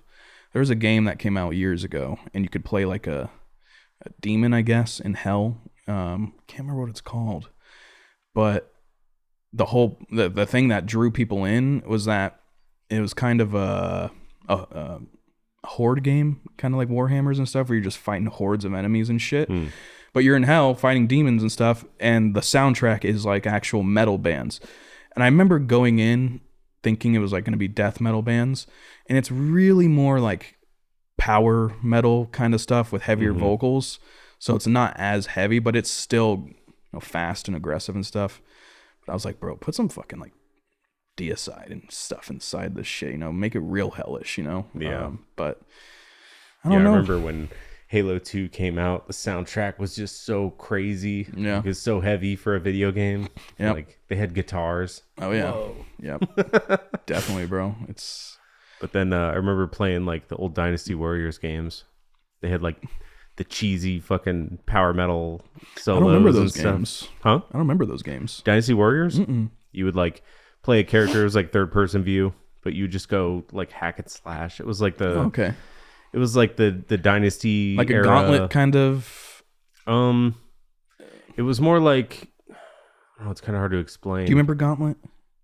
I never really played Gauntlet. It's the one where you can either be the witch, the wizard, the dwarf, or like the jester guy, and it's the same kind of third person view where you're. I bet you if I pulled up a picture, you'd be like, "Oh, yeah." I mean, it's kind of like that, but it's more like objective based, where it's Okay. like you there's like forts on this map, and there's like roads that lead to the forts and stuff, and open fields in between, and you have to run, and it'll be like, oh, we need to defend this point. If they capture this point, you lose. And you have to like run across the map and go capture that fort. But you're like killing thousands of people as you're running over there. Do you remember that at all? I mean, I remember the game. Yeah. I never really played it. Got that. That's like It was more just like Dynasty Warriors was more about like how many characters there were. Yeah. You could choose between like 50 different characters, and they all had custom combos and weapons. Yeah. And I don't know, that that game was just like one of the staples of my childhood. Yeah. But I remember the soundtrack in that one just being like a bunch of power metal solos. Hell yeah. Like that was the whole soundtrack. It's like, this does not fit ancient Chinese mythology, but I love contrast though. Are you a Fallout guy? yeah. So I recently got into 76 and I've been playing that a lot. I never played that one. It's fun, dude. It's supposedly, I didn't get into it when it came out. I heard it was like a trash bag game when it came out and people hated it, but it's apparently made a lot of improvements. And I joined, and my buddy has been playing for years, so he's got every fucking resource that I could need. So I don't even really need to like play the game myself. I can just ride like along with him. Yeah, and I'm like, if I need a gun, he's like, yeah, I got 5,000 of those here. And that kind of guy. And but I was my whole life I was never into Fallout. I always kind of stayed away from it for whatever reason. It just never caught my interest. I was like, whatever. And this same buddy, he was like, dude, just please at least give the show a shot. And I was like, I didn't want to do it, and I would put it off for so long. And it came down to me telling him, dude, you got to watch this show. And he goes, okay, but I'm not watching it until you watch Fallout. And I really wanted him to watch the show. I couldn't even tell you what the fucking show was. And I was like, fuck it, I'll try Fallout. First episode, I was like, all right, I'm in. This is literally the greatest shit I've ever seen in my life. And like what I was saying about the contrast is like, Fallout is such a dark game in as far as the theme of the whole story and everything, but it's also as dark as it is like slapsticky. So when you have, when you're in power armor or whatever and you're fighting death claws or irradiated ghouls and stuff, but you have happy 50s style music playing in the background, it's the greatest shit ever. Are you all caught up on the show? No, I haven't seen the new season. Oh, brother. Yeah, I know. I'm planning on watching it. Oh, man. I wanted it all to come out, and then I was going to watch it all. Well, it's out. Yeah. So get on it, brother, because it is unbelievable. Did you like the first season? Yeah, I thought it was really good. I was going into it, like, I'm really tired of, like, remakes and sequels, and, so I think Hollywood's kind of broken in a way. Like, all these studios are kind of broken in a way that's like they don't want to take any risks. They want to use name recognition to get people to watch things. So I assumed it was kind of like that. Like, oh, they're just gonna fucking shit all over Fallout so they can make a buck or whatever. But I watched it and it surprised me with how good it actually was. It's incredible, dude. I think about that show, and me and that same guy after an episode will drop, we'll watch it, and next day he works from home and he doesn't talk to people, so I'll call him and we'll literally talk 3-4 hours just theorizing and breaking down the episodes and the world. Cool. and not even just the episodes, but just breaking down the world of Fallout that surrounds the show and shit like that and how it applies. And dude, I am like full-blown obsessed with this universe, dude. It's crazy cool. Crazy cool. If the same studio makes like a Skyrim show, I'll totally watch it. Absolutely, because Bethesda, right? It'd be fucking sick. Yeah, dude, that would be awesome. I don't see how they could do the wrong. If they're doing Fallout this good, fuck it, do a Skyrim series. That'd be incredible too. But I'd want to see a troll hit someone and have them go flying 3,000 feet up in the air. That in the show, that'd be amazing. Just someone get poof, launched up into the air. It'd be great. A giant hits them. Or Thomas the Train Dragon mod, just flying through the sky. Pick them up with your wheels. Those are the funniest things ever, dude. I don't know if you've ever seen that mod. Yeah, but I've seen them. Yeah, So I first saw it when I saw the video game Donkey video. Yeah. Like that dude, his parodies are hilarious. Yeah, I need to go back and see if he's got some new ones. Yeah. For like some of the newer games that have come out. Yeah. He's probably got like an Arc Raiders one and stuff like that. So funny, dude. Yeah, some of those mods are good. I have like a PC that somebody gave me from like 2009. Oh wow! Like he built a new one and he's like, I have this old one. I don't know what to do with it. It's like, I'll fucking take it. I don't have one. Yeah. So he just gave me his old tower from like his high school days. Wow. And I just downloaded Skyrim and just put a bunch of mods on it. That's awesome. Like it plays Skyrim fine. Yep. Like I don't even play new video games. All I have is a Switch. So the last time we talked, you were really excited about Starfield. Did you ever get into that? No, I never got it. Yeah. I never had a system that could play it. It's probably good. It got really... My brother played it, and he told me a lot about it, and he says it's just Skyrim, but sci-fi themed. Yeah. Like, it's not even close to Fallout even. Yeah, my buddy that plays the one I was just talking about, he played it, and occasionally he'll still hop on, but he has told me is like the game Starfield is not fun, but the modded Starfield is very fun. Like if you get into like Star Wars modded worlds and stuff that, where you can get the ships and costumes and lightsabers and stuff, he's like, that's fucking incredible. He's like, but the Starfield game itself, he's like, it gets pretty bland pretty quick. Yeah, I think it's almost like Bethesda is just surviving on the modding community. Yeah. Like the only reason they like still exist and people still buy their games is because they let the modding community kind of do what they want. Yeah. And they don't block modders or anything like that. Yeah. I feel like that's how it is with the Battlefront games too. The newer Star Wars Battlefront from 2018. It's modded fucking out the ass. Like you can get any character you could think of, all that stuff.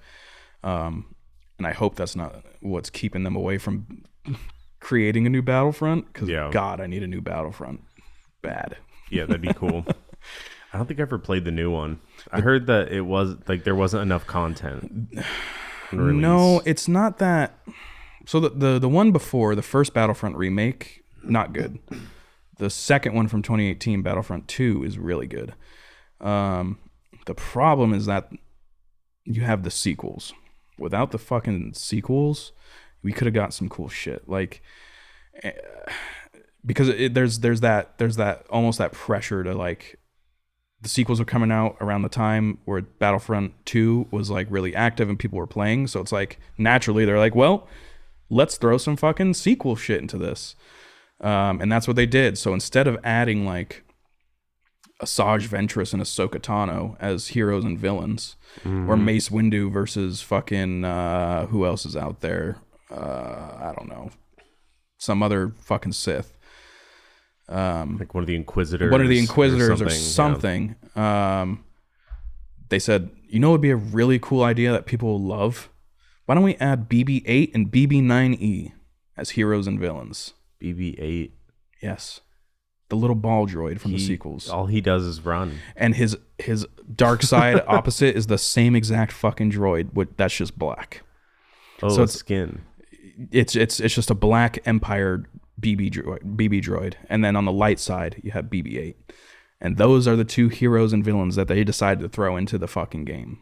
Instead of any other, you could have had Jango Fett, you could have Cad Bane, who else? I mean, the list goes on, but fucking, that's what they decided was BB-8 and BB-9E were essential to add in Battlefront 2. And that was really the part where it's just like, all right, like, and then shortly after that, the devs left the game. They're like shutting down the game, not shutting down the game, but we're abandoning it. You know, it's done. We're not doing anything. No more new content. No more new content. Yeah. So hopefully if we get another Battlefront, it'll be a whole lot better, with a bigger roster. That's the big thing, is like, just give us, it's not that hard. Just give us a fucking roster, man. You know, like give us a roster of all the fucking dark side, all the light side, and let us go have fun. Mm-hmm. Yeah, that's what I liked about the Warriors games. Yeah. Like the Dynasty Warriors games. They just kept adding and adding to it. And like now they have like there's this game called Warriors Orochi. Okay. And they've combined all of their licenses together. So they have like Samurai Warriors, Dynasty Warriors. Wow. They have all these Warriors games, and they just added the whole roster into one. So there's like 125 characters in this one game. Yeah. They all have their unique combos. Yeah. So like you could play with whoever you want. Like there's ranged characters and stuff. That's what I'm saying. They even made a Legend of Zelda Warriors game on Switch. That's cool. That one's pretty fun, but it only has like 10 characters. Have you heard about this new? Kind of killed it for me. Yeah, that sucks. Have you heard about the new Lord of the Rings open world game that's coming out? It's supposed to be like Hogwarts Legacy. Yeah, I've heard about it. That's going to be interesting. I really hope how that's going to go. Because Lord Lord of the Rings is like a specific story. Yeah, it depends. I don't know where they could put it, just somewhere in the Silmarillion or something in that era, so that it's not conflicting with any like canon, Lord of the Rings canon. But I am really tired of games, especially open world games, coming out and all these things. They're like, look how incredible this looks, and then they're like, by the way, it's not multiplayer. It's like, what the fuck, dude? That's the biggest thing that I have a gripe with, is these crazy cool open world games that come out, and they're like, yeah, but it's single player. I'm like, why?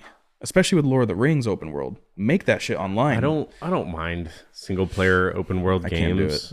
The problem I have is how much effort they spend on like visuals rather than like Mechanics content or context. Like even mechanics can be simple, dude. Halo 1 is still one of my favorite games. Yeah. And like you could play that game without 4 of the buttons on your controller. Yeah. You know? So it's like I don't mind a simple mechanic kind of game. Yeah. What I want is just like some sort of like the action needs to be good. Mm-hmm. The dialogue needs to be good, like the characters. Yep. But like for me, it's customization. I don't mind if it's single player.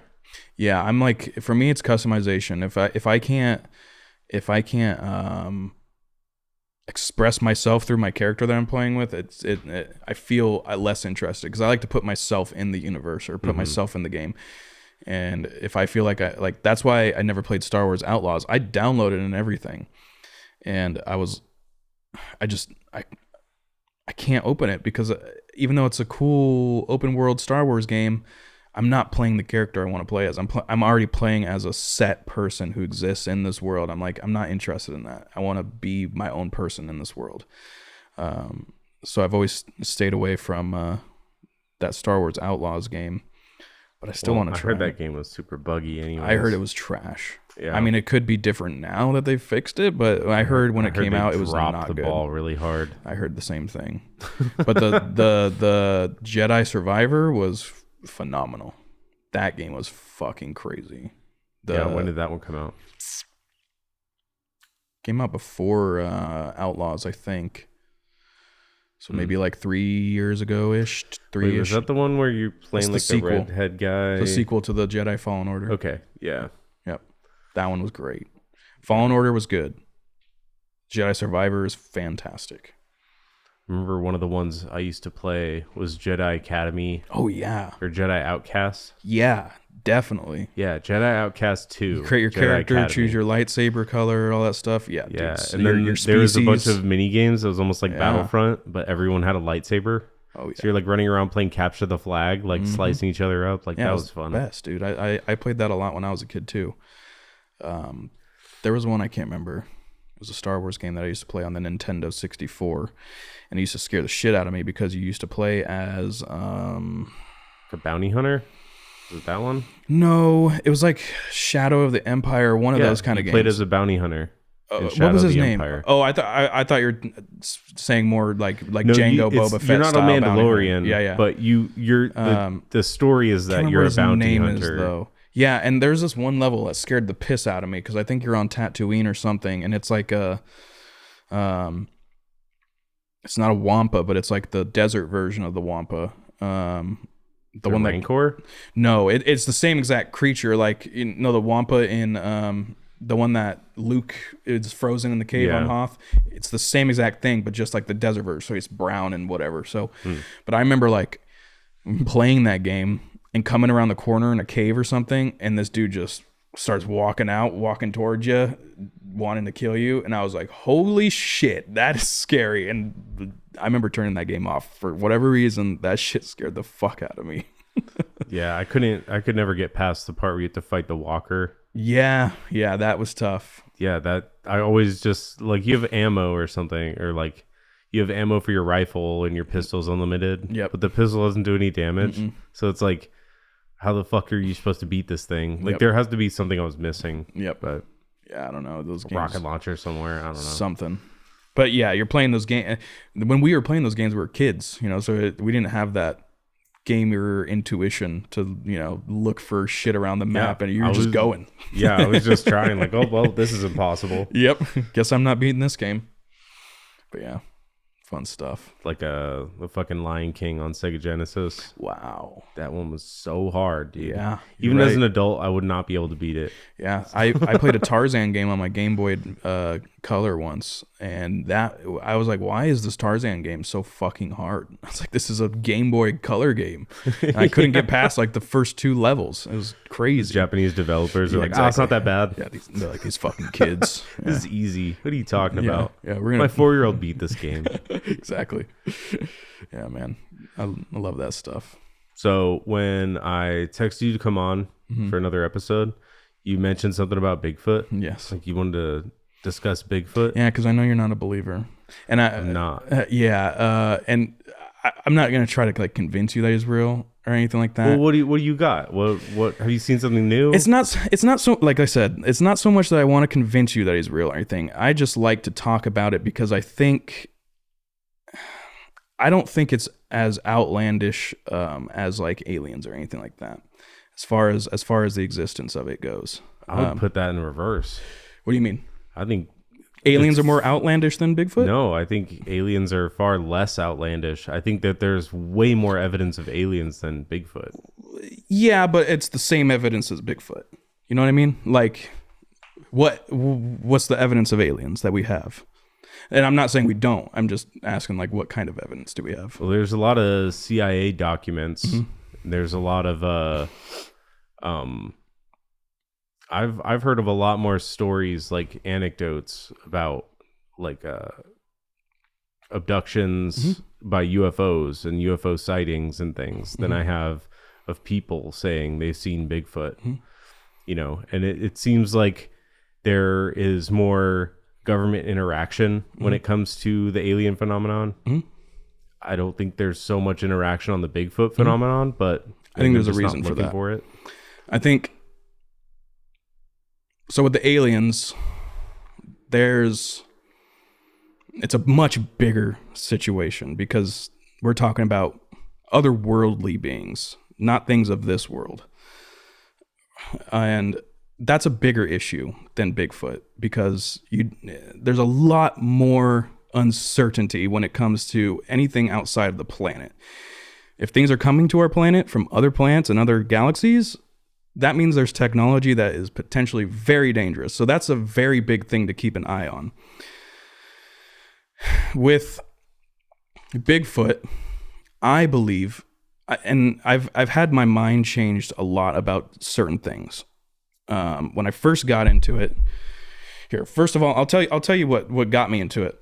So all the way up until I discovered this whole Bigfoot thing, throughout my whole life, I've always had like just the kind of mindset of like, I would say I'd probably be like 70-30, 80-20 that Bigfoot exists. But it was never like a passion. It was never like a fucking anything that I dug into. I just took what Bigfoot was in my head at that time and said, humanoid walking ape, possible. And that was all I really went into it. And it was more of like if he exists, I wouldn't be surprised. If he doesn't exist, I also wouldn't be surprised. One night, I was sitting in my bed, and like most stoners do, you go on YouTube and you watch stuff. And I saw this video pop up that said, top 15 most convincing videos of Bigfoot. And I was like, okay, let's see. Interested, whatever. And there was a couple videos in the beginning where I was like, I don't know. And then it got into a couple videos where I was like, that is interesting, because I don't know how you fake that, especially given some of the times that these videos have come out, pre-AI, stuff like that. I'm just like, I don't know how you fake that. And so I started digging into it, and I found this podcast called Sasquatch Chronicles. And this guy his name is Wes Germer. He's the host. And he had a Sasquatch experience years ago. And it was one of those things that he kind of kept with him for a long time, never really talked about it, but it would bother him. And, you know, it was such a huge event in his life. And it happened to him and his brother. And so him and his brother had decided to be like, you know what? We've met a lot of people since our encounters that have had encounters and whatever. Why don't we like start podcasts and have people on talk about their encounters and whatever? We can kind of be a safe space for them to talk about this. And so they did that. And this guy's got thousands of episodes of people. And I will say that even though I consider myself a Bigfoot guy now, where like I'm very passionate, I truly believe that they exist. But I'm aware of how far you can drop or fall into that kind of thing. So I don't watch every Bigfoot video and go, yeah, it's a fucking Bigfoot. I can definitely, I would say over the hundreds of videos that I've seen, I could probably narrow it down to maybe like 4 or 5 that I would bet my life on that are real. So I'm definitely not the guy that, if it's a video of Sasquatch, I'm like, it has to be real. So what do you think it is then? That's hard. That's a question I can't answer. I can only speculate. Okay, let's start this then. Like, why are they so hard to find? So, one, I think there's a very comparatively to other species on the planet, it's a very small number. There's a lot of people that have estimated around like between 1,500 to 3,000 of them that probably live in the United States alone. Between the we had this conversation last time about the forests in the United States, and not even just the forests in the United States, but up at the Canadian border and everything up above that. A lot of that shit on that Canadian border and up past, once you get past the Vancouvers and the Edmontons and Calgarys and shit, and the further north you get, that's like unlivable for people. There's lands up there that haven't been walked in for hundreds of years. Yeah. And places in the United States that haven't been, there's places so dangerous in the United States, forest parks and stuff like that are blocked off that haven't been walked through in hundreds of years.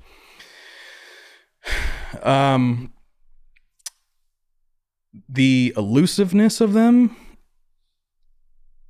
is hard to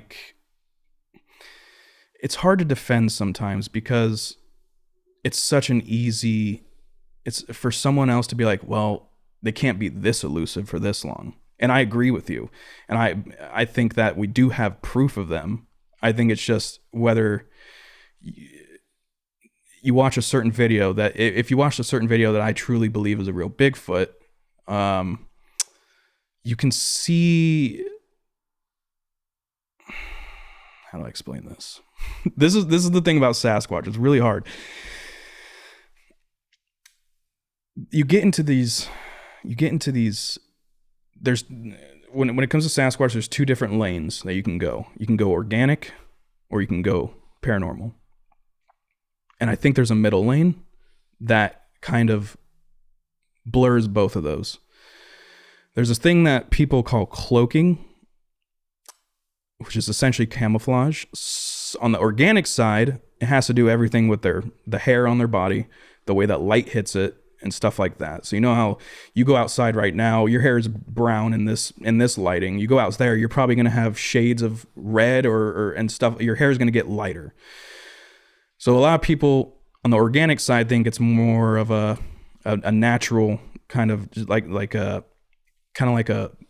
wolf or a leopard would hide in the jungle. You would never know it's there. It's not doing anything different to hide with its body, but the way that it's made up is designed so that it can hide like that and be a predator and ambush. Mm-hmm. Same thing with the Sasquatch, where its hair has this kind of natural way of blending in with its in its back. But then you go into the paranormal side, which I don't really subscribe to. I don't deny it, but I don't necessarily agree with it. Where they're literal, like going in and out of dimensions and shit, walking through portals, mm-hmm. stuff like that. That part to me is where I'm like, I'm not saying it's not impossible, but I doubt it. So that's the hard part, the elusiveness between and then between just the miles and miles and acres of land that people don't explore. And then even the parts that people do explore, they'll show up. one of the arguments for me is the body argument. Where's the body? Why don't we have a body? And my counter argument to that is, well, typically these things aren't seen. Every now and then they're seen on people's property when they're, the people that live in middle of nowhere. And sometimes they'll get close and not form a connection, but they'll get comfortable, and they'll maybe stick around there. Maybe those people on that property gift to them, and they'll put out apples and peanut butter brittle and stuff like that. And then they get used to the interaction. But for the most part, most encounters happen when very unexpectedly. And a lot of the times there's these hunters. This guy on this podcast gets lots of hunters. He gets lots of police officers, paramedics, helicopter pilots, representatives, state representatives on their podcast talking about their encounters. And the thing is like with the whole where's the body argument, for me, is when you hear these hunters talk about their encounters, usually they have the upper hand, and they could absolutely take out a Sasquatch if they want because they're camouflaged, and sometimes they see them before the Sasquatch sees them. And there have been stories that I've heard of hunters that are like, I got my crosshairs on him, on his neck, on his face, but there's not a chance, there's nothing in me that says pull the trigger because it's so human-like.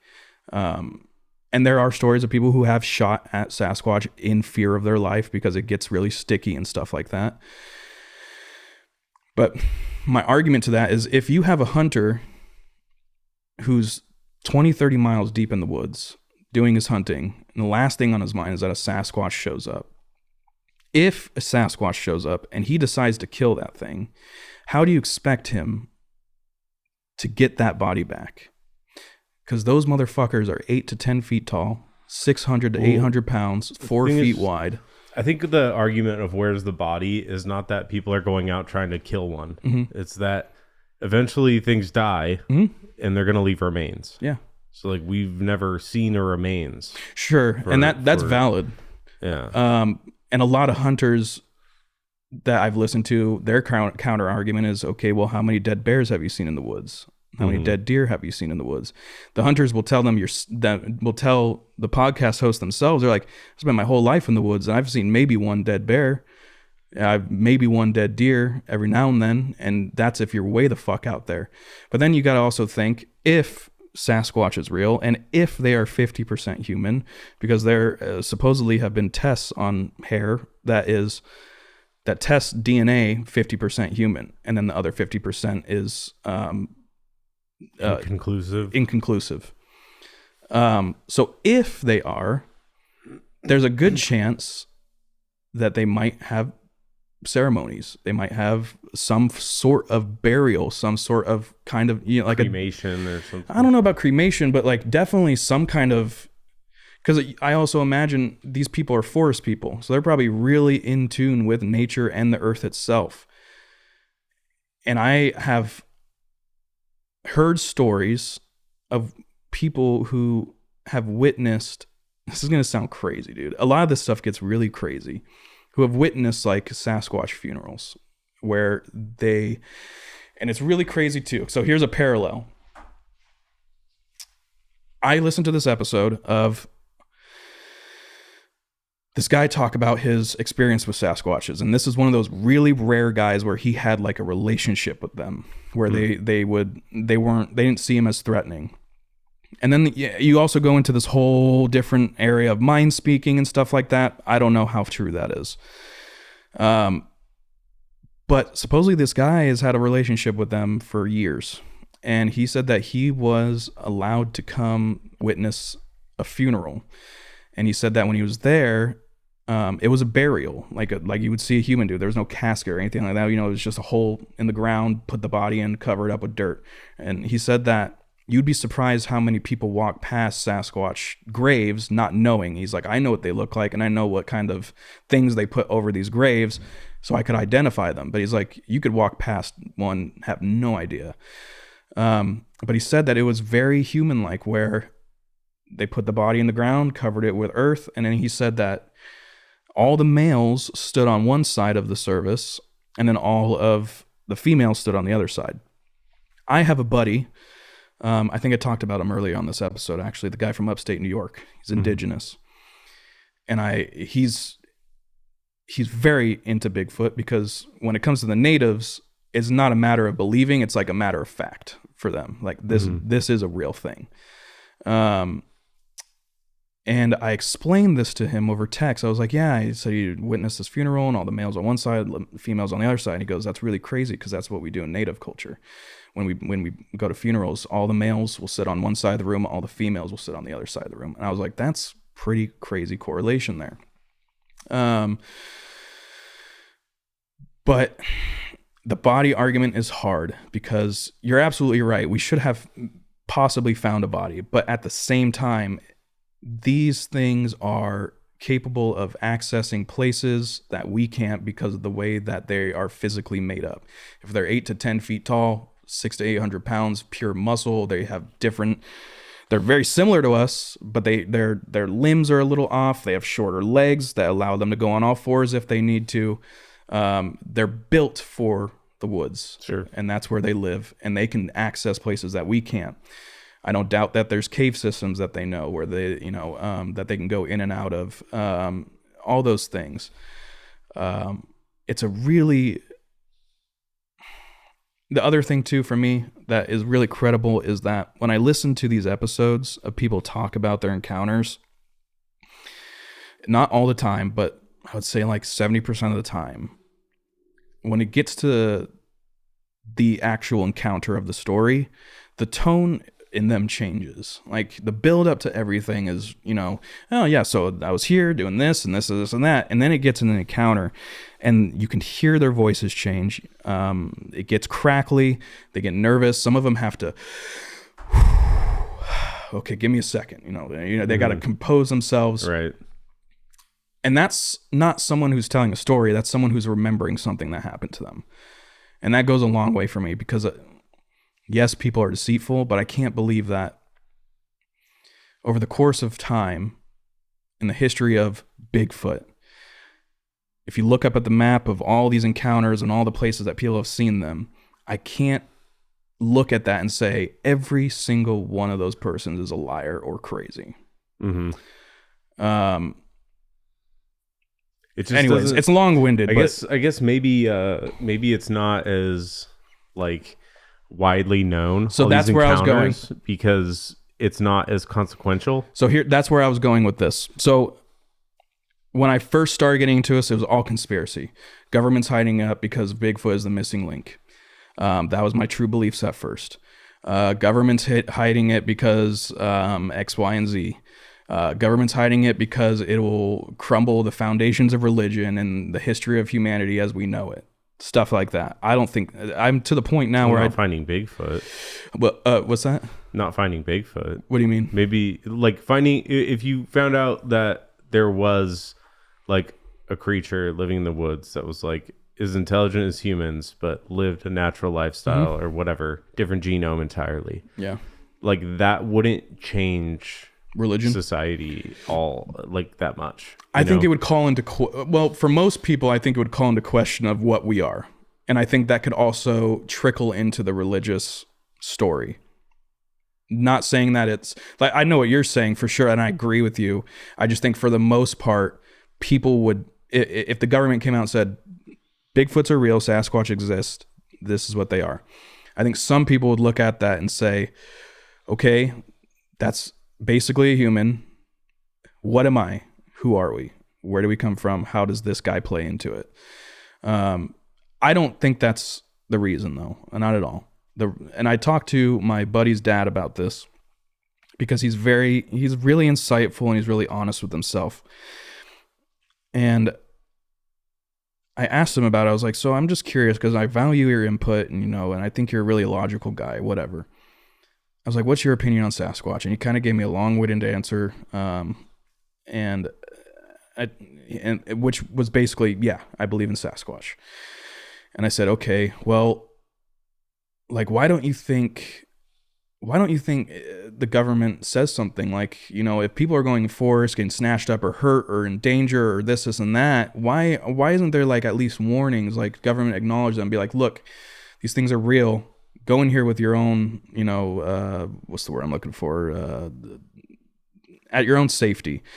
And he was like, well, and I brought up the whole, well, is it because of religion? Is it because of the missing link? Stuff like that. And he goes, no. He's like, that's where you lean more into conspiracy. And he's like, I don't want to. He says, I don't lean into conspiracy. He's like, and this made a lot of sense to me. He said the reason that he thinks that Sasquatch aren't released to the public or, you know, admitted that they exist is simply because there's just not enough hype around it. You look at aliens, everyone was calling for aliens. Everyone was like, we know they exist. Just fucking tell us. You know, you had the whole nation basically. There was a movement at one point, Storm Area 51, you know, stuff like that. Yeah, the government sees that and they go, you know what? They fucking want it. It's obviously not a big deal. Let's just fucking tell them that they exist. And then guess what happens? They tell us that it exists. Nothing happens. We're all good. We already know that, you know? No, I think they told us a lot of convenient information. And to lead us into that? To lead us into a specific belief without actually giving away the whole fucking game. Mm. I think it's not, like, I don't think the government is just saying, like, oh, we can't let the knowledge of aliens exist. Like, no, I think that the government is working on projects with other beings, okay, and they don't want to release the content of these projects, okay, or what they're doing. I think it's like way more nefarious than people want to make it. Okay. But with the Bigfoot thing, I think they don't want to release it, or if they're actively trying to hide it, it's probably because they don't want people to look for it. So I think it's part of that. They want to like not encourage people to go hunting for the other intelligent species. I think it comes down to that, and I think it comes down to economics and civil rights. Because let's say economics. Well, maybe not economics, but let's say it would make a sticky rights issue, though. That's what I'm saying. So because now, what rights do animals have that aren't human? Exactly. That would open up a huge can of worms. And also, it's the thing of, like we said earlier, out of sight, out of mind. I know, well, I don't know, but I have a pretty good feeling that the U.S. government knows about the existence of Sasquatch, but there's not enough rallying around it for the government to be like, yeah, they exist. And what's the point of unveiling a half human, half ape being, at least as far as we know? What good is that going to do for the country? Because now you're releasing all these files about this hominid ape person. The government's got way more important shit to deal with than that. Mm-hmm. Now they're going to have to deal with the headache of civil rights. And do these things get rights now? Do we close off certain areas of forests? How do we persecute a Sasquatch for murdering a person? Yeah, because humanity is built on the idea that there's humans and there's animals. Yeah. Very clear-cut line. If they found a, like, you know, decently intelligent, mm-hmm. like something of similar genome but different, now we have to make a huge fucking dynamic scale of what animals actually are. I think the Bigfoot secrecy is less about the origin and the connectivity between, at least on the government side, the lineage between Bigfoot and humans, and is more about just the silent oppression of a creature that people don't know exists, and then once it's gone, don't have to deal with it. Wipe your hands, don't have to deal with it anymore. Well, the way I see it, it's probably a matter of sort of protection, as like they don't want to put a spotlight on it. That also, because you know rednecks are going to go out and fucking search for that thing and kill it. Some idiot's going to go try to kill one. Exactly. And they'll probably get killed. If they are for sure real, somebody's going to be like, take that to heart and like use that as motivation. Like, we're definitely going to get one. So is there any part of that, of any of that, what I said, does any of that not convince you, but does it give any weight to the argument of the possible existence of a hominid creature. I mean, yeah, sure. I'm honestly like I'm just so out of the loop. Yeah. In that like sort of area of Bigfoot. Like I don't even research it. I don't go down those rabbit holes. I'm gonna send you some videos. I'll send you 2 videos to start off with, and they're longer videos, like 40 minutes each. But this guy breaks down footage. So you know the OG footage, from 67, where it's walking, turns and looks back and keeps it going. Right. 110% real Sasquatch. Because at that time in 1967, these 2 cowboys and 2 other guys, broke as fuck, they hear about a rumor about a hominid ape up in Northern California, and they say, let's go see if we can find one. And they spend months up there, months, until October whatever. And on that October day, they're coming around a bend, and there's like a little canal, and they see, or is a dried up canal, and they see Patty standing there. That's what they named it, because it's the Patterson-Gimlin film. So her name's Patty. Standing there. And if you watch the original footage, you can see when they come around the corner, the horse goes crazy. That the guy's holding the camera on. He doesn't fall off the horse, but he kind of gets knocked off onto his feet, stumbles, camera's, going crazy, looking for the Bigfoot. And this is also a huge point for me. If you watch the original video for that, you don't see practically anything. You see a little black shape. You can see the arms and the legs kind of moving. You don't see any facial detail. You don't see any muscular detail, anything. You just see this black kind of blob moving. My thing is, when you take that same footage and years later it's been cleared up over the years to where you can see it pretty damn clear. When you watch this thing walk, there's points to where when it takes a step, you can see the calf muscle flexing in it. And you can see the tremor of the leg shaking from the impact from dropping onto the ground. You walk and your calf gives a little muscle shake. You can see that. You can see when it's walking and moving its arms, the muscle, the shoulder blade moving and contorting. You can see the back middle, that line that really muscular backs have, that kind of divot. And then the other thing, the biggest part of this whole thing, is that she's female. And the way that you know that is because she literally has tits. And my argument to that is, if you got these 2 broke cowboys that literally loaned a camera,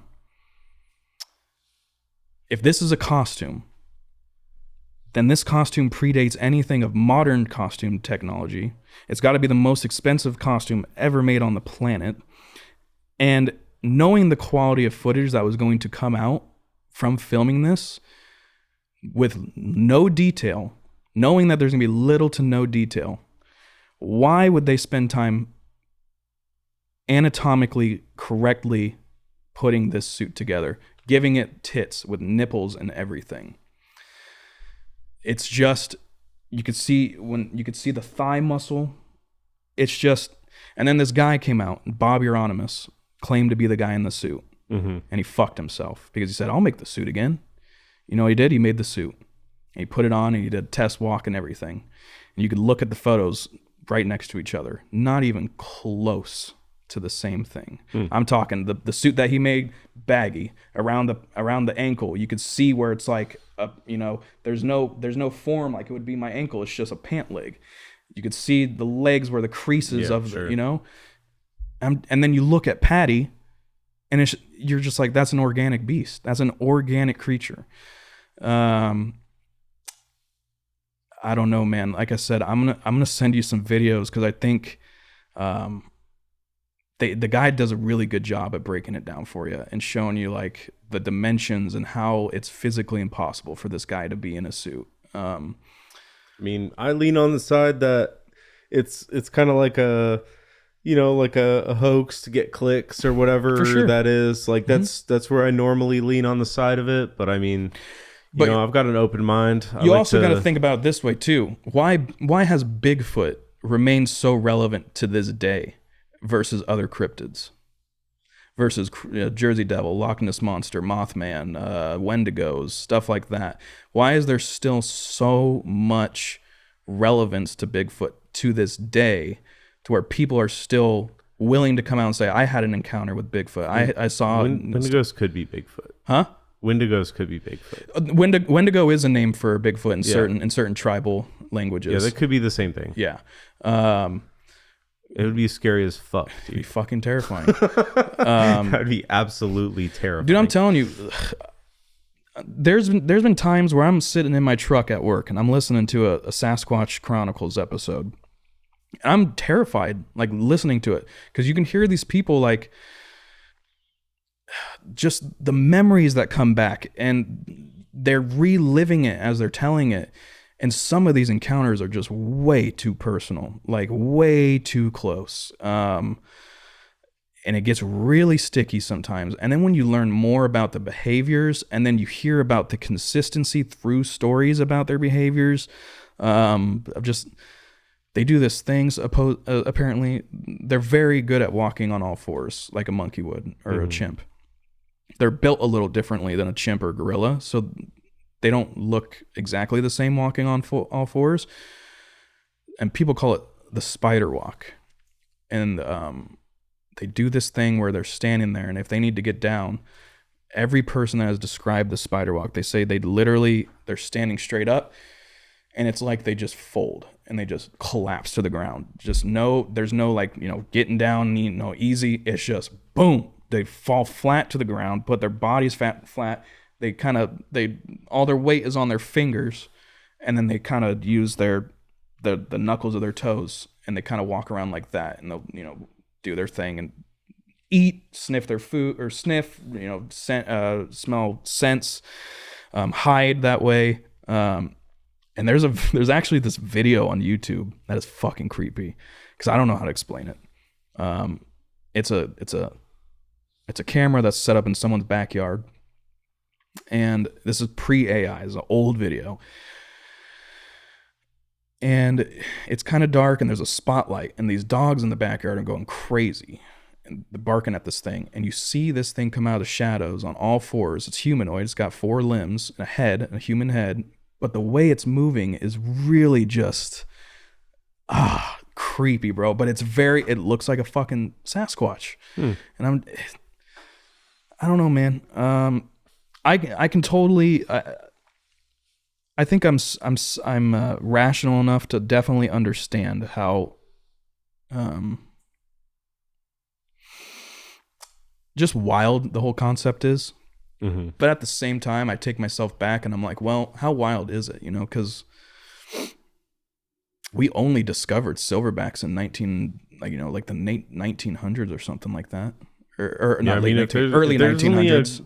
Early 1900s. Like a couple thousand of these things out there. Like, yeah, if it's dwindled down to, and it's not like a solitary beast. Everyone says that in most cases, when you have a Sasquatch encounter, it's not just one. There's other ones around, and they're very good at like communicating with each other through tree knocks or whoops or whistles. I wouldn't put telepathy off the table.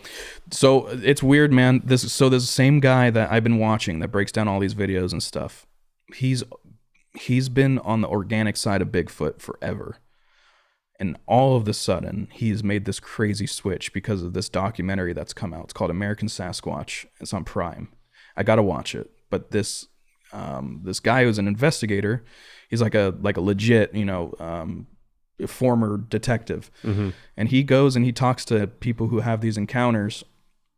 And a lot of them in this series deals with the paranormal side of Bigfoot. The one guy said he literally saw one walking out of a portal and into the world. The portal closes behind him.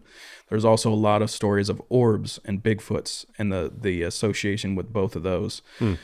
People see like white or colored orbs in the woods and shit like that. A lot of people think those are Sasquatch, and that's how they travel long distances, or that they're a separate thing that works hand in hand with the Sasquatch. Right. Some people think they come from space or a different dimension. There's a story of a guy that said that he saw these white lights or these orbs floating, and it went into a cave, and then from the cave came out a Sasquatch. So I don't know. This guy, he had this kind of awakening or epiphany moment where he's like, I can't ignore the paranormal side of Bigfoot anymore. He's like, it's time to acknowledge this. And he did this whole breakdown video. And by the end of it, I don't think I was convinced, but I was very intrigued. And I was just like, this is getting crazy. Well, the way I see the concept of paranormal, it's just like things you can't explain with our current understanding of physics. Sure. Yeah. So it's like if when you break it down to that, it becomes less magic. Yeah. If there's some sort of mechanism that lets you go into other dimensions, something has figured that out by now. Yeah. Like some being has figured it out. Humans are not the oldest thing in the fucking world. I just listened to this episode Friday of this old lady. She says that she goes to this park and she meets with this Sasquatch, and then it has mind speaking with her, and its name is like Kayleen or something like that, and she's had this relationship with him. And there was one time she said, where are you from? And he said, Siberia. He said, my family came from Siberia. I was born here in the States, in Washington, but my family came over from Siberia on the ice bridge, which was during the Ice Age. There was like that little piece of land between, or that little piece of water, Strait. Between Alaska and Siberia, frozen. So people could, I think that's how like natives and stuff were able to come over. Well, I mean, the sea levels were lower. Yeah. So there actually was land there. That's crazy. So that's what he told her through Mindspeak, is my family comes from Siberia, but I was born here. And God, where was I going with this? So they were Yetis. Yeah, and so that I guess Now they're Sasquatches. I think she actually did bring bring something up of like the Yeti and the Sasquatch are cousins, not necessarily like the same thing, but they're related, but not the same exact thing. Yeah, because like it's like weird, Eskimos and Navajo. Yeah, I'm curious with Yetis. I haven't looked into Yetis too much because Yetis have a lot of different weird, like people put horns on them and shit like that. So that's interesting, but this lady said that she has conversations with him and that she's like her friend, and it's just mind-blowing. And I always, whenever I listen to episodes like that where it gets into the really crazy shit, I take everything with a grain of salt, but I don't discredit their stories because I wasn't there, I didn't see it, don't know. They could be telling absolute 100% truth. It's the ones that are on the more organic side that really get me, where people are just walking through the woods, hunters are doing their thing, someone's camping, and it just happens. And then it's wild, man. They're fucking creepy. Like I had this weird affiliation with them where I was obsessed with them, and I was like, fucking love Sasquatch, they're great, and I still am. But then once you start getting really into it, you realize just how terrifying they really are, like, and creepy. The way that they look, very wide mouths, their eyes are spaced apart, a lot wider than most humans, very huge flat noses, and it's just the way that people describe them, man, just being so human in their faces and in their expressions, and then just having these massive hairy bodies. I wonder what they think of humans. I think they're aware of humans, so there's. Well, they have to be. We fucking run the whole planet, dude. I think there are. True. I think most are aware, and I think like juveniles and stuff aren't completely. They might be aware of them, but maybe I've never encountered one. So there's a lot of. They're probably like, stay the fuck away from those crazy bastards. They probably teach their kids that. Like. Probably, but there's a lot of stories of actually. So that guy I was talking about that had the Sasquatch funeral episode, the host kind of called him out after a little while, and he's like, I noticed that all these encounters you're talking about, they're really great encounters, like, of you're having a good time, like this isn't like scary. He's like, do you have encounters with these things where it gets sticky? And he's like, oh yeah. He's like, I've had plenty. He goes, the difference is I just leave. He goes, I've been in plenty of situations where I walk in and I announce myself and I say, I'm here, I want to take a picture if that's okay. And if it's not okay with them, they let me know, whether it's through pushing over a tree, large knocks, grunts, stuff like that. And he goes, okay, I'm gone. and he leaves. And he's like, the problem is other people don't do that. They keep pushing and pushing and pushing until it fucking gets to, you know, where the thing is pissed. And it's like, I've had enough. I'm going to kill you now. He said that, well, the host was like, so what are these, you know, what were these moments that were, you know, scary? And he goes, well, it's the only time that I had bad encounters was with mothers and juvenile males. And he said, if you think about it, any animal in the animal king, any mother in the animal kingdom across the board will do anything they can to defend their baby. And same thing for juvenile males across the board. Think about all the bullshit that juvenile males get, teenagers and shit, you know, always getting into shit, fucking getting into trouble, curious, just doing dumb shit, very short-tempered, stuff like that. He's like, it's the same thing for these Sasquatch. He's like, those are usually the only bad encounters I have. But God, dude, I couldn't imagine. I'll literally sometimes I'll be sitting in my house or wherever, and I'll measure shit. Like I think these ceilings are 10 feet. Yeah, about. So sometimes I'll just zone out and I'll look at the ceiling and I'll try to like fit a Sasquatch there, because the range is from like 7 to 10 feet. And it blows my mind to even try to like conceptualize a hominid species that big. Oh yeah. 8 to 10 feet tall. People say at least 4 feet wide, 600 to 800 pounds, even bigger. I'm just like, how can you even like conceptualize that? It's wild. Where are you at on giants? You think there were ever giant humans? I talked to this about my friend.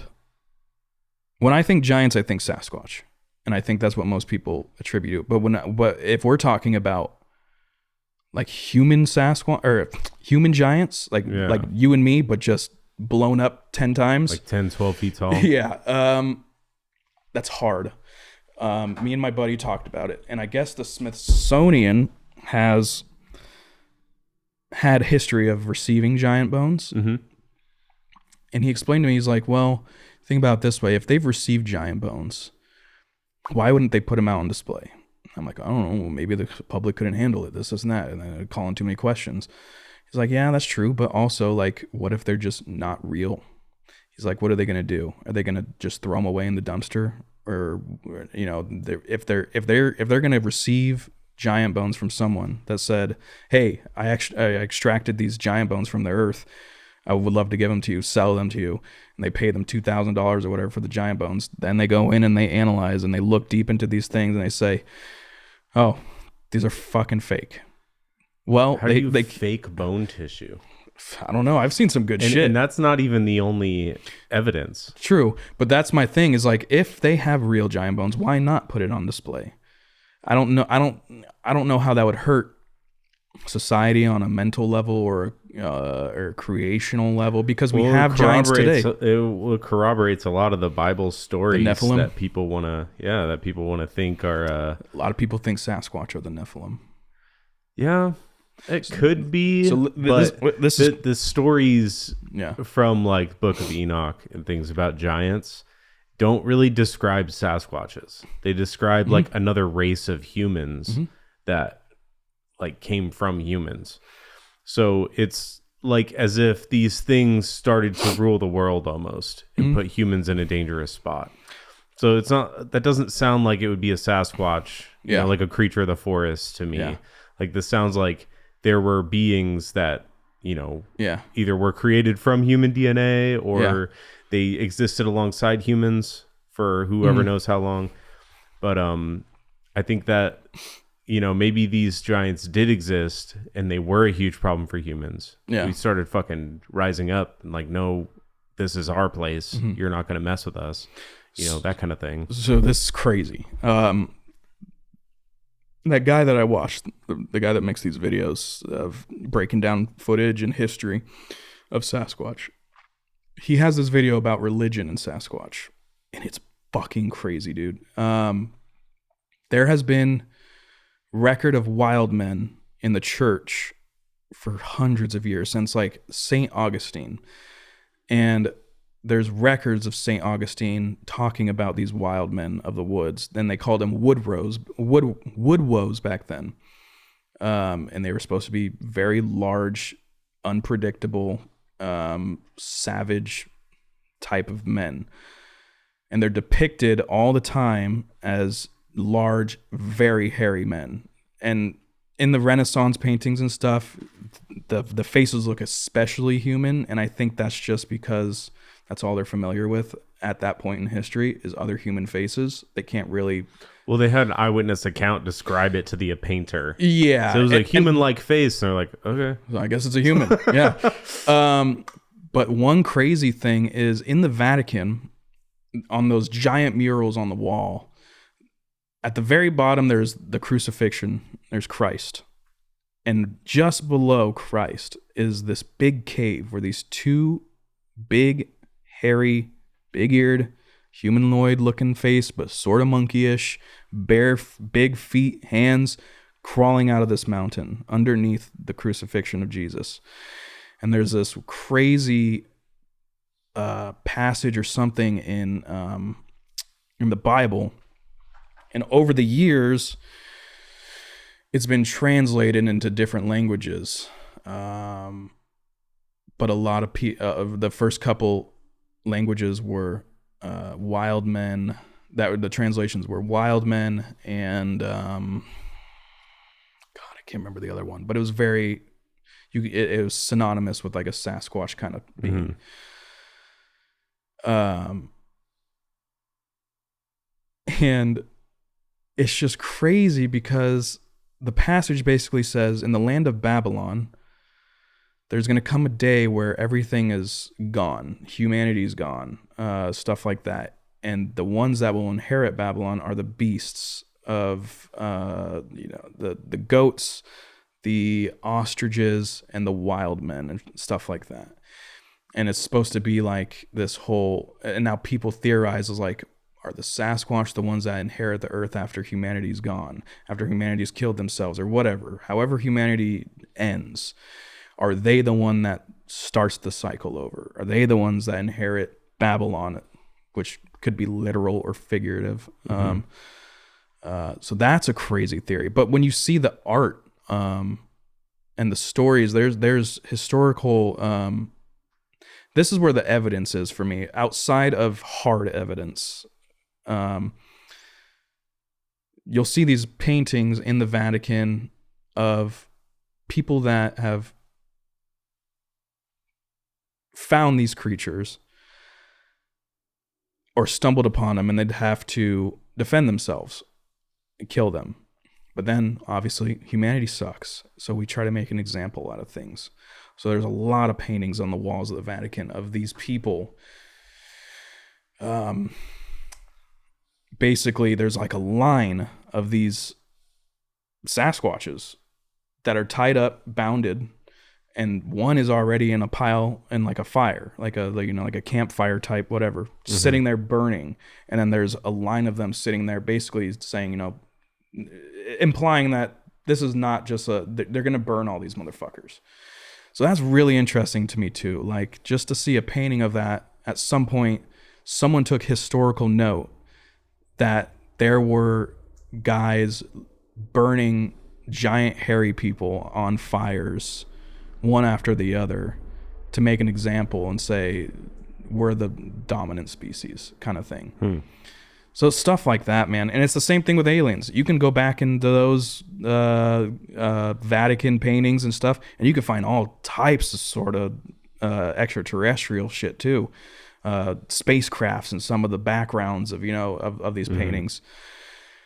So especially, I guess in conclusion, like when it comes to aliens and Sasquatch, I feel as certain about Sasquatch as I do as aliens, and vice versa. I think when it comes to any cryptid or anything outside of humanity that is supposedly not to exist, those two for me are like guarantees.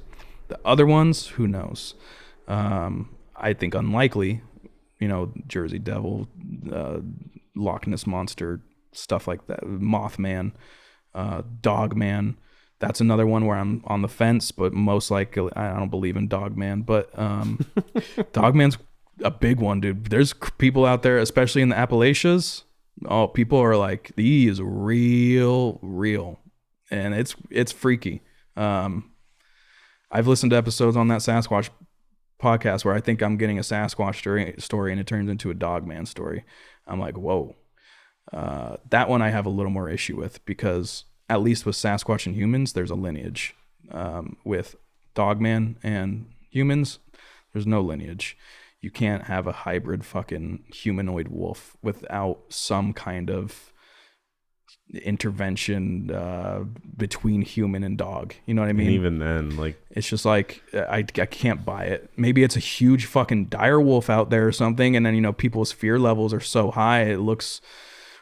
it's when people are like, then it stood up on two legs and it had claws and fingers instead of, you know, paws.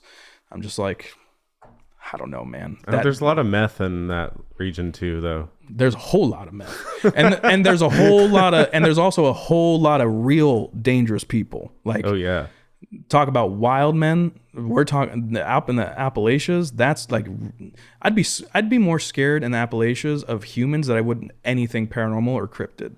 Bears are pretty crazy. Bears? Yeah, bears. Oh yeah, bears would scare the shit. But Bears black bear, will- you can usually scare a black bear off. Yeah. Grizzly, you're fucked. Well, if the black bear is pissed off for some reason.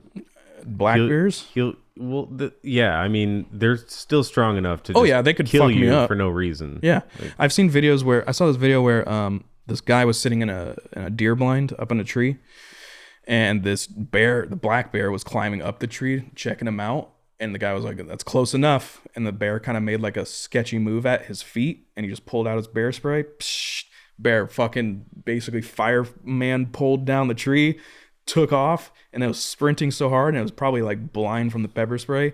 Went face first into a tree. Just poink, and then it fucking got back up and just started dipping again. God damn. But that's the thing. I'm like, you could scare off a black bear. They're generally not huge.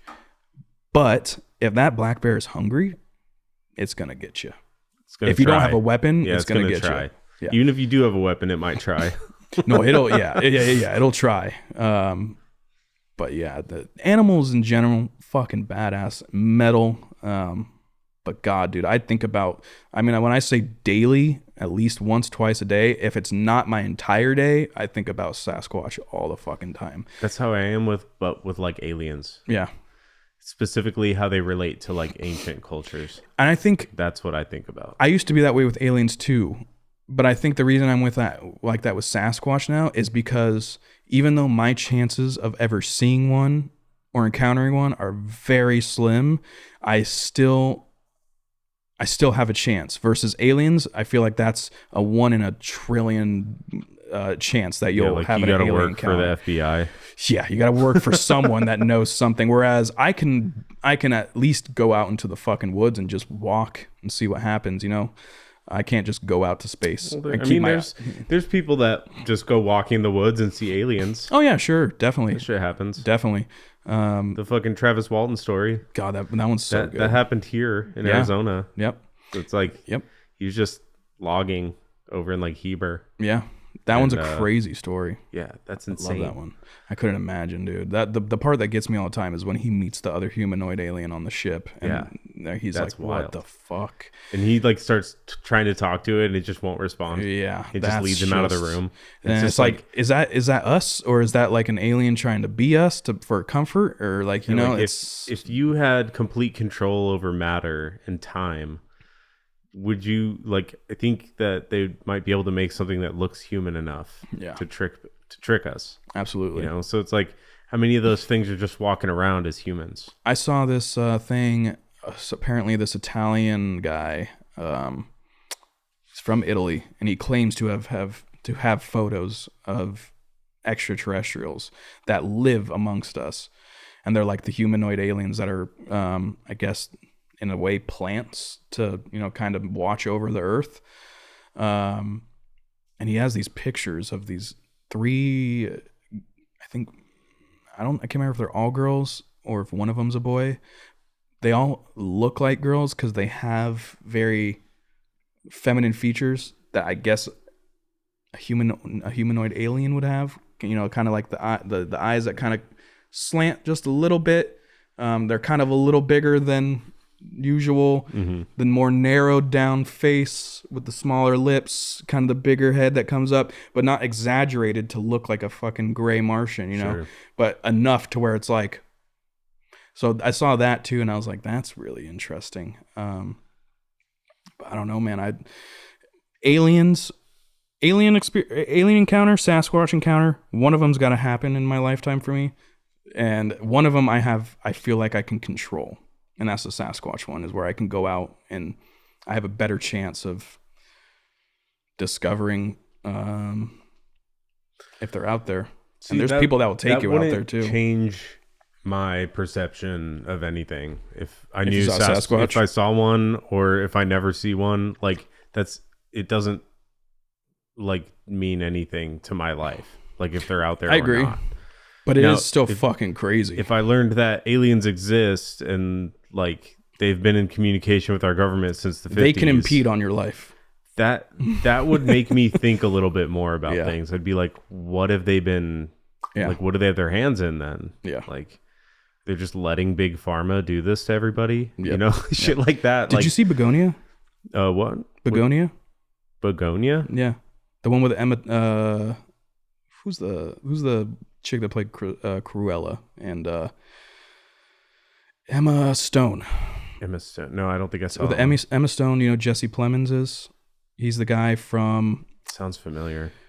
If you saw his face, you know exactly who he is. Probably. He's from that Civil War movie that came out a couple years ago, where he's wearing the heart glass. He's like, what kind of American? And yeah, I know him. Fantastic. He's from Breaking Bad. Yeah. Breaking Bad. Dude, watch that movie. Holy shit, it's right up your alley. It is unbelievable. Oh no, that's the one where he kidnaps her. She's the CEO of his company, and he thinks that she's an alien, communicating with aliens, and all that. He thinks that she is an alien. Yeah, dude, watch that fucking movie. I was apprehensive at first for whatever reason, and I started watching it, and it started getting really good. And I think they do this thing in the middle of the movie on purpose to where they kind of start to lose you a little bit, and you're like, all right, what the fuck is going on here? It's back and forth, and then it rips you right back in, dude, and you're just like, holy shit. I think I remember seeing trailers for that, and I wanted to check it out. It looked pretty cool. Do it, dude. Jesse Plemons, his performance in that, unreal, dude. Like, he plays a true psychopath. So good. But he's pretty good at that. Right up your alley. He played a good psychopath in Breaking Bad too. Yeah. Well, this one isn't even this one is like a conspiracy psychopath. So he's like a whole different level. Like, oh my god, dude. It's right up your alley. You will love it. But yeah. Sasquatch is real, bro. Hey, I don't know enough to say he's not. No, I know. So I know. It doesn't seem likely, but at the same time, I don't have all the pieces. I don't have the evidence. I'm going to send you some stuff that I think will be really interesting to you. And there's going to be one that is like almost too good to be true. But when you break it down and you get the full story of everything, you're like, at the very least, it'll be hard for you to say no. Like it'll be hard for you to, at least I feel it'll be when you watch the stuff, it'll be hard for you to be like, to come to the conclusion and say doesn't exist. I think I'll walk away either saying, yeah, maybe they do exist, or I think there's a pretty good chance, or maybe at least be on the fence about it. Well, if they do exist, I think they are probably using telepathy. You think so? And the reason they get mad at humans is because we don't. Oh. And they're like, these stupid fucking pieces of shit. Oh. They won't listen. Like they're trying to scream at us with their ability that we just don't use. Interesting. You know, so maybe they're communicating with each other just fine, no problem. And then we're over here just like making noises, and they're just like, God damn. Well, there's a lot of, they definitely make noise, man. They there's this recording called the Sierra Sounds that was recorded in, I think, not too long after the original Patterson-Gimlin footage. I think it was in the early 70s. It was in the same area of where that footage was recorded. And these guys are sitting at a campfire and they're talking back and forth. And you hear in the distance knockings, loud knocks, monkey whoops, and then gibberish. Like people call it samurai chatter because it's really fast and very, it almost sounds gibberish-y. But it sounds like a language because they're saying it back and forth to each other, and they make the craziest fucking sounds, dude. It's I wonder if it's wild. like ceremonial then. If like everyday communication is telepathic, and then they have like ceremonial times where they make sounds or specific scenarios. I think the sounds that they make are to communicate with each other, especially if there's a human in the vicinity. So like people will talk about. Do you know what infrasound is? Sounds familiar. So apparently, people believe that they are capable of using infrasound, which animals are on this planet capable of using like and above hearing. 20K or something? It's below 19 hertz. Anything below 19 hertz is infrasound that we can't hear. Humans can't hear. And if infrasound, anything below 20 hertz is put onto us, we become paranoid, stressed, nauseous, stuff like that. So like in a scary movie, you know, sometimes in a scary movie, you'll be watching a scene and it might be quiet. And then you hear like a really low boom kind of, that's infrasound. And they use that on purpose to put an unsettling feeling in people watching the movies. Yeah, it's like the fucking shit they used in Venezuela just a little bit ago. Exactly. So whales, elephants, really rhinos, I'm pretty sure.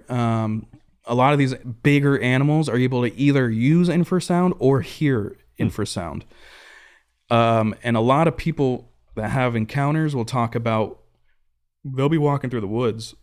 They won't see a Sasquatch or anything, but everything around them will go dead silent. Not a bird, not a cricket, not nothing. And people don't know if that's an actual thing happening around them, or if it's a prey instinct that kicks into us to where our hearing perception, the hearing perception starts to go, just like any other prey animal. They probably are able to cancel out a lot of bullshit around them and narrow in on the sounds that they want to hear. So people are debating whether or not that's a natural thing that we do ourselves, like inadvertently, or if it's something that, if it's an infrasound, because a lot of people will describe the silence, dead silence, and then uneasy, stress, nauseous, sick feeling. And then that's when the encounter takes place, if the Sasquatch chooses to show itself. So that's really interesting too. I think that's really interesting.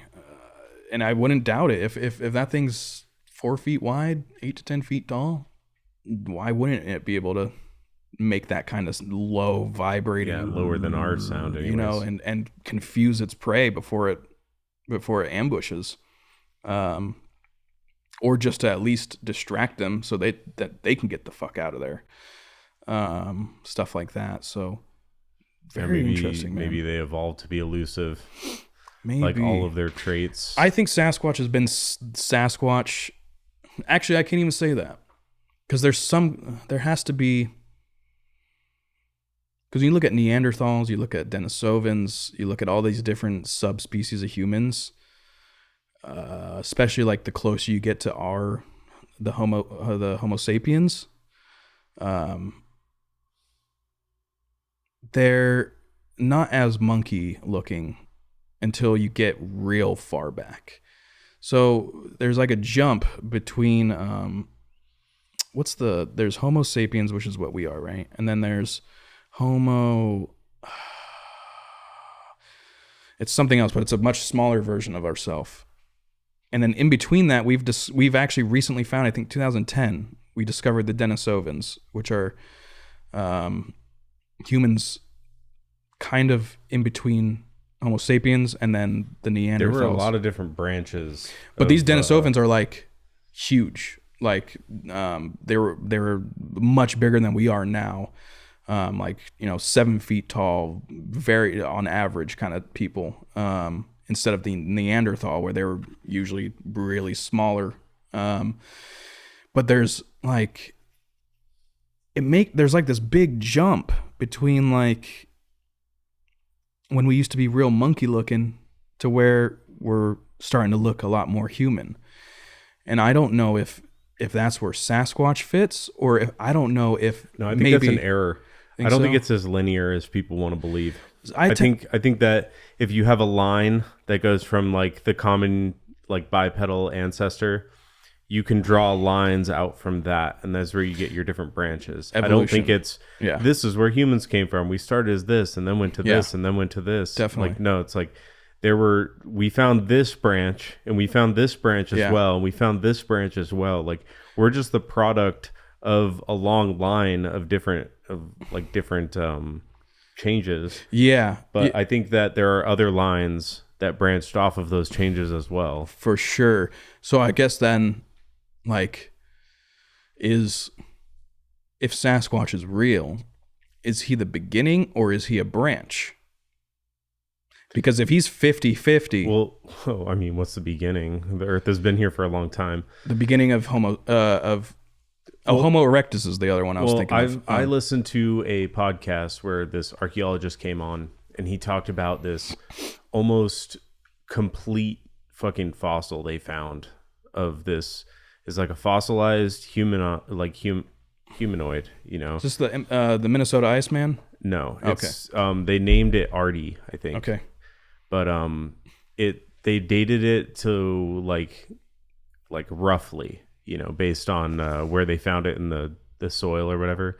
They dated it to like millions of years ago, like 2 to 4 million years ago. Wow. And they said that the bone structure of this thing says that it came from a bipedal ancestor. That knuckle dragging wasn't even in its DNA. Wow. Like it wasn't even in its structure at all. Yeah. So it came from an ancestor that didn't like walk on all fours. Yeah. So if that's millions of years old already, there's bipedal like apes. Yeah. Definitely. What other branches could there be that we just don't have? True. Because the conditions to make a fossil are so fucking rare and so specific. Like we don't like. That's the other thing too. When the body thing is like, well, I only have bones, but I don't have this. I'm like, well, the Sasquatch could be dead in the ground for fucking X amount of years. Bones go away pretty quick. I'm like, and then by the time you stumble across it, it's probably already fucking just soil. You know what I mean? Like, that's the other thing too. Is like most animals, including humans, when they're dying, they don't want to be around people because one, you feel like a liability, and then two, it's just like, let me die, you know? So a lot of animals go into solitary places when they die. Dogs, people come home, they don't know where the fuck their dog is, their old dog. Where is my dog? Is he lost? No, he went into the closet, curled up, and died because that's where he felt the safest. There's something in animals where when they're dying or sick and they know that, they're going to go to places to be alone and die there so that they aren't easy targets for other predators or a liability to the rest of their pack, stuff like that. Mm-hmm. I'm like, who's to say that Sasquatch don't do that shit? Like, or who's to say that the human nature in them, there isn't some kind of ceremonial thing revolved around death? Because if they're a family unit, and all these people who have encounters talk about like it's not always just one. There's usually 2 or 3 or 4. If there's a family unit there, then there's got to be some kind of like level of ceremony for not just death but other things as well. And if they're just burying them straight into the ground, there's all sorts of microbes and bugs that will eat the entire corpse. Strip that flesh clean. Yeah, it's just, I don't know. I can definitely understand the argument of like, where's the proof? But I think it's a lot more difficult than like, where's the proof? I think you can find proof in things without having the hard evidence of like, literally looking and I feel like I have literally like Jeffrey Epstein didn't kill himself. Yeah, exactly. I think there's enough proof. Yeah. I that's one I don't get. His Fortnite account. Yeah. That's an interesting one, man. That whole fucking thing is just makes me icky, dude. Oh god, I just can't believe how fucking sick and evil and all the shit that's coming out is making Pizzagate look really real. Oh yeah. What do you think? Have you been seeing like the demonic side of all this? Yeah. What do you think about that? I think, dude, I'm I'm pretty much convinced at this point. Like there is a group of people who run this planet, and all the geopolitics are just a show. They might be real to the people in geopolitics, but I think it's being orchestrated by Through it. a group of families that have so much money that like you'll never know their name, you'll never know who they are. Like an enclave type shit. Yeah, like an enclave type shit. And Yep. dude, it's more likely that exists than it doesn't. Because how long have fucking trillionaires been around? Yeah, who's to say that Trump and these other congressmen and all these other people that we see and know are the ones that are moving shit? Oh, they think it's real. Yeah. They think it's real, but then they get a phone call saying like, "Hey, if you want to get reelected again, or if you don't want this scandal to come out, if you don't, like if you don't want to fucking have a terrorist attack happen tomorrow, like there's any number of threats you could make up that seem plausible." It's crazy. But it's like I think that there is a group of people who have certain beliefs. I don't know if it's specifically demonic, or maybe the teachings about demons warn you about these people that inevitably rise to the top. I was going to ask you that question. Like, so if we think that it is a demonic thing that they're doing, is it that? Now, does that mean that what they're doing is real, or is it something that they believe that is real? And obviously, as a person who's not spiritual, I don't think they're actually worshiping a real. Actually, you know what? This is getting into something else I was discussing my wife with. Just the concept of what people think they're worshiping. So let's take Christ for example, and God, and just the Christian God and Christ. You think about the Egyptians. You think about all these people back then in the biblical era. There's plenty of accounts in not just hieroglyphics and also in Christian and Catholic art of extraterrestrial things, or things that just don't seem of this world. And I had this conversation with Jasmine about like, so do you, what I think is like, I think there's a good chance that these people in the biblical era had a real encounter with something, but they labeled it and they called it something that it wasn't. Let's take like alien life. Let's say, who's to say that? Yeah, I think about this a lot. That some of these biblical people literally met an alien, or saw an alien, or saw something in the sky. And the only way that they can like compute that is be like, God, that's angel, it's the creator, this is that. Or they were given messages or information from these beings that were kind of misinterpreted into a certain way. So like, essentially what I'm saying is, what if the God that everyone worships today, known as like the big white bearded man in the sky who shakes his finger at you when you jerk off before premarital whatever sex, what if that's not who it is? What if it's an entirely different entity or being, or like, like what if we're worshiping God and Christ, but it's actually, species this and that from this planet, that kind of thing, you know what I mean? Like, I don't think there's really a way for us to know like what we're really worshiping or giving power to, or calling out to, you know what I mean? I guess like where was the misinterpretation where we went from extraterrestrial life to God and stuff like that? Think of it this way. What if it was put into like a nice, neat bundle called religion on purpose? What if it was given to humans as religion on purpose? So like there are beings that come down, they create humans for whatever reason. So they created bipedal hominids with, our structure. They, as far as we know, aliens are also like humanoid shaped. Yeah. So if they did create us, we were created in their image. You know what I mean? If they are telepathic, they were definitely giving people messages back then. Yeah.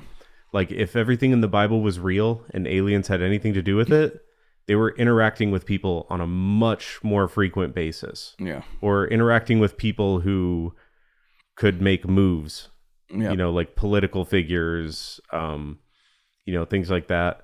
But I think that if they did come down and interact with the world again, you know, like in the case of like Jesus, maybe they did create Jesus as like a teacher or something. Like all these things could be possible. Like I don't know exactly where to put my eggs in this bet, but For sure. you know, it's like if I think that there were interactions with other beings in the past, Yeah, a lot more than there are now. I agree. And if they are happening now, they're keeping it a secret. And that also rings true to me, like a little bit. Like there's a lot of evidence of the government keeping like alien programs secret and stuff. So if they're still interacting with humans, you know, they're not doing it in a way that changes things so publicly. Yeah. And it's like, I don't know. It's hard to tell exactly what's you know, what. So Christ is an alien? It could be, dude. Yeah. It could be a product of alien. Look, like, man, if he was fuckery. If it's true, if the Immaculate Conception is true, I'm not calling that God. I'm calling that extraterrestrial.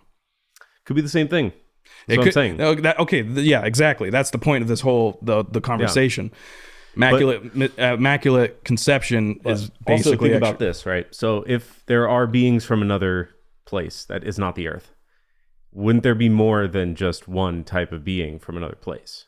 Yes. So if they found Earth and it was an interesting place or it's useful, maybe the life here is useful, maybe we are containers of souls, like Bob Lazar says. You know, there would be other factions trying to control this territory. So there might be a faction that wants humans to have the best outcome. You know, they want humans to be successful. There could be other factions that are just like, no, give me that shit right now. Like, I don't fucking give a shit about the humans. Yeah. I just want their soul. Yeah. You know, there could be other factions, and that could be like the demon side of it. Yeah. So it could be like multiple factions vying for control over the earth. And the best way that, you know, the benevolent faction like takes control is by saying like, here is a god. You're going to worship this god, and here's all the rules you need to follow to be the best humans alive. Yeah. To be the best humans to each other on the planet so you prosper. You know, so it gave us like a rule book almost. And then there's other aliens that are just like, we need to take advantage of all of their mistakes, all of their weaknesses, and just harvest as much as we can. You know, like that's a kind of a scenario that plays in my head too. And it's like, you never know like what's like that actually 20, causing it's like that 20 these... and back guy. 20 and back. You know what I'm talking? I think. Actually, I think you and me talked about this last episode. The dude that had his conscience taken, and he would serve 20 years going back and forth into wars into different dimensions, fighting the giant spiders and doing all this stuff like that. Do you remember that guy? I don't. I'm pretty sure you brought him up. He was like, yeah, the spiders were the worst. When we go at war and they would grow back limbs. I think I saw some clips of that guy. Okay. I never really like listened to his entire story. He has a full on the Confessionals podcast. You can find it, and he goes through the whole story, and it's fucking wild. And I don't know what to think of it because everything he says is batshit insane, but he's saying it without sounding batshit insane. Like he's talking about it as if it was just something that happened to him, and not Charlie Day at the whiteboard, you know what I mean? Yeah. So I don't know what to think about it. I'm like, is this guy like so mentally ill that he doesn't, like he almost doesn't realize it?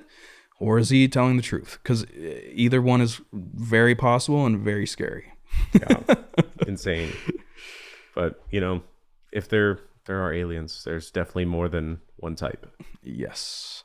Same thing with Sasquatch. There's different types. Some look more human, some look more beast. Some are from Siberia. Some are from Siberia. Dude, people claim to see them all over the world, man. Chinese wild man, the Yowie in Australia, all the way down the skunk apes in Florida. East Texas is supposed to have the most skunk ape. Dude, there's a video of the skunk ape in Florida. It is wild. That sounds retarded. I know dude. the skunk ape is the funniest one. East Texas is supposed to have some of the most aggressive ones in the nation. They have guns. Yeah, that makes sense. I'd be pissed too if I was a Texas Sasquatch. Just get shot at. Yeah. But yeah, man, all that stuff, all that fucking, it's just mind blowing. What do you think about like, you ever looked into like the island of Flores or the Flores Man? Do you know what that is at all? The little hobbit people that existed. Yeah, I've heard about it. So those are real. Like those did exist, but there's a lot of people claiming that on the island of Flores that they're still there. They never like went extinct, and people claim to go onto that island and see 3.5 foot tall little monkey people. Population collapse is usually pretty slow. Yeah. So it's usually slow, and it's a pretty sad like end of a genome, you know. Yeah. Like you try as hard as you can to get your population back up, but you end up with just defects, like birth defects, miscarriages, and population collapse has got to be pretty rough, and it has to take a long time. Yeah. So if these people do exist on this island still, like they're probably not long before they're gone. Yeah, I agree. Actually, the funny thing about your Giants question, there's an island, God damn it, on in Australia or New Zealand. What is it called?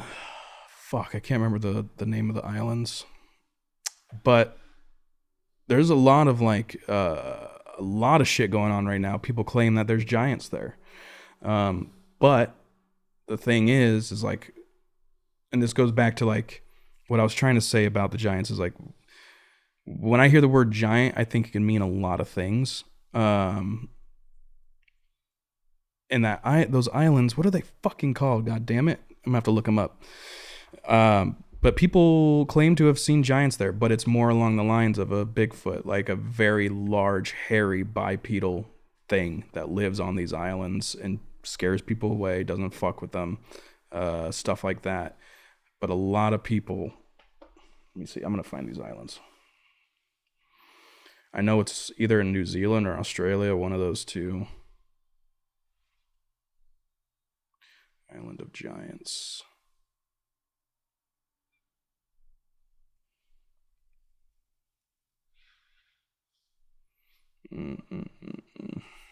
Nope, can't find it. Can't remember what it's called. I know it starts with a P though. I'll find it and send it to you because that's interesting too. If you're into the giant thing, a lot of people, especially the locals there, they're like, yeah, see them all the time. We just we don't mess with them. Mm-hmm. You know, he doesn't mess with us. We don't mess with him. A lot of weird stories of just like children in the village that are workers and, you know, running for their lives because they saw this thing chasing them. And I don't know, man, there's a lot of things, especially when it comes to like species that are extinct. I'm not going to sit here and be like, yeah, they're extinct. You know how much space there is on this planet for things to live, like, and the amount of times that we thought a species was extinct and then we rediscover a new population of them somewhere else in the world. Mm-hmm. I can't count any, especially when it comes to like hominid. Like, who's to say that fucking Neanderthals are completely extinct? Who's to say that there's not a cave out there somewhere in the middle of fucking nowhere? These things are a very small number. A very small number can only survive for so long. That's true. You can only have sex with your cousin so many times before you get a baby with... That looks like a fucking centaur from Fallout. Exactly. That's what I'm saying. Like, it's not going to work out if you don't have, like, several thousand for the gene pool. Yeah, that's true. That's very true. It's like 2,000 Sasquatches. Yeah. Like, that's a low fucking number. Yeah. I wonder if they have, like, meetups where they, like, swap DNA so they don't die out. Shit, you know what I mean? Like, that's a low number. That's a low number. I think it'd be... I personally think it's higher than that. I would be brave enough to say it's... Well, yeah, if you think they're all the way down in Florida, yeah, sure. I mean, they're across the world. People see them all over the world. So, I mean, you never know. But the most cases are in the United States and Canada. But, you never know, dude. It's just... I don't think things go completely away all the time. Some things do. You know what's a fun game that I like to do? You ever try to find people with Neanderthal DNA? Mm-mm. If you're out in public, just look at people. because people do still have some people have Neanderthal DNA. And the best way to kind of suss that out, very heavy eyebrow ridge and the shape of their head. If their head doesn't go straight up like ours, the forehead, and if it slants a little bit this way, kind of goes, back, and they got that. And my buddy dropped that on me. He's like, there's people today with Neanderthal DNA. I'm like, what do you fucking mean? He's like, look up pictures of people with Neanderthal DNA. And I said, okay. And sure as shit. I mean, people of today's world, not a lot, but some are just the brow ridge is so protruded. The head is more angular. There's a lot more. The mouth area is bigger. The jawline is stronger. Yeah, dude, You're just like, Neanderthals you got Neanderthal. definitely took some prizes back when they went on their village raids. Yep.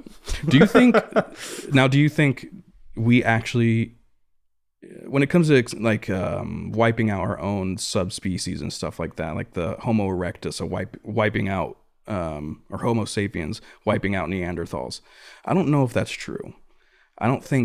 I feel like there might have been more. It's more of a breeding thing than actually wiping out an existence of a species. I don't see why we wouldn't have wiped them out. If they were stealing our shit because they're bigger and stronger. Well, Neanderthals are smaller. Their muscle mass and bone density. They're like chimp strong. Though, That's what I mean. Like it's not about the size. Yeah, they're like monkey strong. And what did they act like? Were they like tribal in a way where they're like, okay, they have what we want, we need it for our tribe, and they just go try to take it.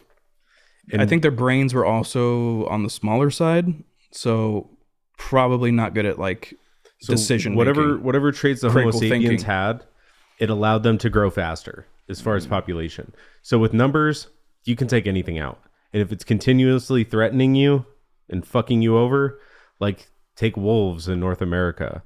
We damn near wiped out all the wolves in North America, almost, like, just because they were eating our cattle, taking children, like, fucking kill them all. Yeah. And we did. Like, the wolves are gone from a lot of places in the United Northern States. Arizona, they're still up there, but well, they got put back. Yeah, that's the thing. Like, that's true. So when we were settling the United States, like we're taking out animals left and right. Yep. I don't think it would have been any different back in the day. Think of like the buffalo, dude. We almost wiped out the fucking buffalo. Yeah, like this tribe of 40 Neanderthals is going to go after a town of 1,000 people. They might be successful the first couple times. Yeah. They're going to get hunted down. Yeah, that's true. Like, so I think whatever we were doing, like, differently than the Neanderthals caused us to be more successful. Yeah. There's definitely interbreeding though, whether it was and I don't think it was I bet voluntarily you anything, or not. It was 99% involuntary. Yeah. I bet you anything. Yeah. Probably. It was probably not like, damn, that Neanderthal looks good. Yeah. I'm gonna go try to pick her up. You want to know what's weird? So when I talk about this is some of the weird parts of the Sasquatch side of things. I've heard stories of people who encounter them. There was one lady who was like paddleboarding down a creek up in Vancouver, Canada.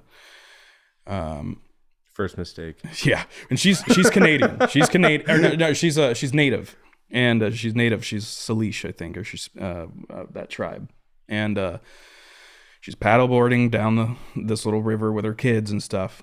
And she says that she looks over and she sees this massive 8 to 10 foot tall guy.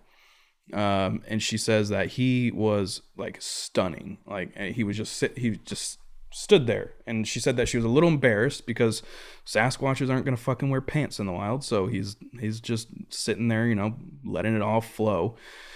And she's like, I was a little embarrassed because, he was naked. But he was one of the most beautiful men I've ever seen. And she's like, and I don't mean like in an animal way. Like, I mean like he was attractive.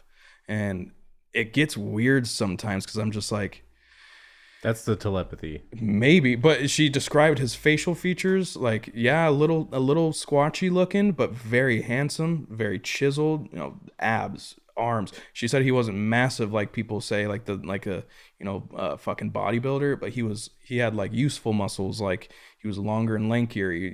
His biceps weren't fucking bulging out, they were just like an NBA player almost, like a very tall, thicker, muscular NBA player.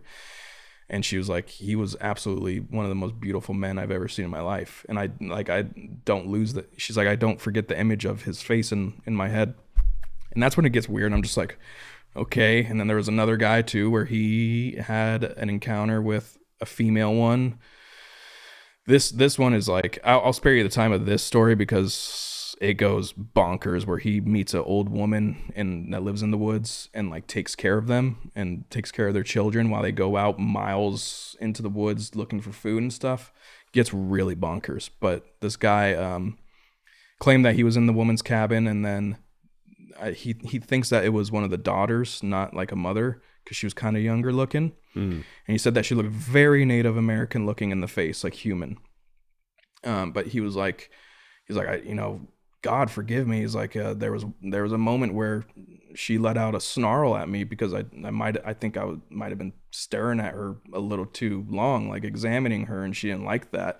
And he's like, I don't say that in like a, nasty way. He's like, it's just when you have a creature like that standing in front of you, you're going to look and analyze it. And, that's when it gets weird for me. I'm just like, these people are like falling in love with these fucking things, Yeah. But most cases, that's the mess. Most cases, they're like monsters. People describe them as either monsters or just big ass people. That's crazy though. Yeah. Fucking insane. Wonder if anybody has any Bigfoot DNA. Nah. Maybe Yao Ming. That's about it. Yao Ming. Yeah, that dude's like the tallest dude on the planet. But that's also the other thing. I'm like, bro, we got fucking giant humans. Like a few. It's not like normal. Yeah, it's not normal, but it's every now and then I'll go out in public and I'll see a dude where I'm like, holy shit, you're huge. So it's not completely out of the realm to have a bigger person than that. But yeah, giants are interesting though, man. I don't know. That's you know what I think happened with giants? I think aliens came down. They made the humans as like slaves from whatever existed on the planet already. So they created humans out of like apes or maybe even Sasquatch. They like tweaked Sasquatch to become Homo sapiens as we know him. And then the head galactic government came down with an order and said, don't fuck the slaves. and they did anyways. Because they said that. This is not far. The ones on the planet are like, we might try fucking the slaves. I never thought about that before they said that. That might be a good idea. And something with genetics happened to where these babies didn't stop growing. They grew too large. They were too hard to sustain. They're fucking up the economy. And all the villages they existed, like they would just smash a human, kill them in one blow, things like that. So they were just causing problems. And then they had to wipe them all out. And they said, you fucked up this expedition so badly, we're going to have to restart from scratch. So they flooded the whole place to like start it all over again. They said, we're not sending people back there to meddle in these affairs. And then we're just going to let them be. They can build whatever they want with their society because we fucked them over before. Yeah, wow. So that's what I think happened. That's similar to the Nephilim Sasquatch theory. Yeah. I was raised Christian, so I kind of like know the Christian story the best. Yeah. I'm sure there's other stories that it conflicts with. A lot of people think that it's possible that because the Nephilim are the children of the giants that came to Earth, right? They're not the giants themselves. The Nephilim are the offspring of the Watchers. Okay, so that's what people think too. They think that the Nephilim are the Sasquatch and that the Watchers interbreeded with what humans were, which were essentially monkeys at that time. Mm-hmm. And that's where you got Sasquatch. And then that's how they're like the Nephilim or whatever. That's an interesting theory. But I sped through that really fast. But I think that the making of humans probably took a fucking million years, like 100,000 years. Yeah. Like it probably took a very long time to genetically manipulate a species into what it is now. Yeah. But also, if they have the capability of changing time, like time space, it wouldn't really take that long for them to do that. They could take 100,000 years and it would take a few hours or whatever. they could just do everything in fast motion, like drop it here, speed up time again, drop this piece here, speed up time again. Interesting. If they could move through time freely, they could do whatever the fuck they want with this planet. Yeah, absolutely. But I don't know. This is all like wild speculation. Oh yeah, definitely. But I think it's fun. Oh, I love speculating on stuff like this. Because I mean, like, it's just like, why not speculate on? We're never going to get the answers. Yeah, you got to start with a hypothesis. Yeah. If you want to get anywhere. Why not fucking, Gathering data without a hypothesis is useless. Yeah. Now you just have a bunch of data. Yep. It points to everything. Yep. Like you need to like narrow it. Yep. Like have an idea, prove it wrong. Exactly. Okay, next idea. Exactly. But I just like to honestly, I got into trying to fit all these conspiracies into the world of the Bible. Yeah. Just because I have a friend who's like super religious. Attila used to be an Argonaut. Really? Yeah, Attila is like devout Orthodox Christian. Wow. And he's like super knowledgeable about the Bible and like all the philosophies and Christianity. Like he's super knowledgeable. Like I like to talk with him about it. Mm-hmm. And I bring up all my crazy conspiracies and he'll tell me exactly how the old texts read and like why this is wrong, why that's wrong. And like, okay, but what if, I'll just keep bouncing it off of the whole Christian perspective. It's pretty fun. The more, the older I get, so I don't think I'll ever get to a point where I believe in God again or anything like that. But that doesn't mean that things in the Bible didn't happen or are misinterpreted happenings of something. I think a lot of it could be true. So yeah, like there's a lot of, like, the older I get, and especially it always keeps coming back to Sasquatch for me. Well, I'll send you that religious, like the relation between Sasquatch and religion. But when I watched that video, I was just like, all right, there's fucking something to this religion thing. I may not subscribe to the fact that there's a God in the sky, that this Bible says exists, but there's things in this Bible that are telling some truths, or at least are pointing to some things that are like, this could be very possible, and this could be what actually like happened. I don't believe in. Do you believe in like the flood and stuff like that? Yeah, yeah, I do. I think the flood was a real actual. Do you believe thing. in like Noah's Ark part of that? I think that, I do believe that Noah's Ark happened. I don't know if it happened exactly the way the Bible told it. Okay. Like the two of every animal thing. Okay. I think it was more like get everything you fucking own and your whole family and get on this damn boat because the world's going to be flooded. Okay. He got that information somehow. Yeah. And that gets into the whole paranormal type of thing where, I don't know if you've looked into remote viewing at all, but it sounds familiar. It's these people that are like psychics. Yeah. And you can sit them in a room. You can, like on a piece of paper without even showing them, you can write down a target, like somebody's name, a set of coordinates or something, and then just put it in an envelope. Don't show them or anything. And then tell them to focus on the target. And they will be able to like get pieces of information about the target that you wrote down. Just that the knowledge exists, the intention is there, so they can get the knowledge from somewhere. Like it's not in their own memory, but the knowledge exists. Like the most famous ones are like Joe McMoneagle did a lot of work for like the CIA and like police departments and things, finding missing children. Like there's documented cases of him using this ability. There's other guys like Ingo Swann from like way in the past, like the 70s. He was like this famous psychic that was able to do it really well. But I think that maybe in the past, this Noah, whatever his name was in whatever culture, I think maybe he had an ability like that. And he got this knowledge. He didn't know where it came from, so he describes it as, angel gave me this knowledge, or the gods gave me this knowledge, and we need to pack up now. Like, we need to build this boat. It's got these exact specifications. Like, he got that info from the future or something, and he knew it was coming. And how many, from all the people on the planet, how many people got that message? Yeah. There's probably a few that decided to build big boats or big rafts and tie them all together. Mm-hmm. It probably wasn't one big boat. It's probably a bunch of rafts like tied together. But I think that he had foreknowledge of that and prepared. Do you think, that humans had abilities that we've lost as far as outside of our physical abilities. Like, so Yeah, for sure. Like that's mind what the speaking remote. and shit. Yeah, that's what the remote viewing thing is. Like telepathy. I think But do you that's think it totally was on possible. do you think it was on a grander scale?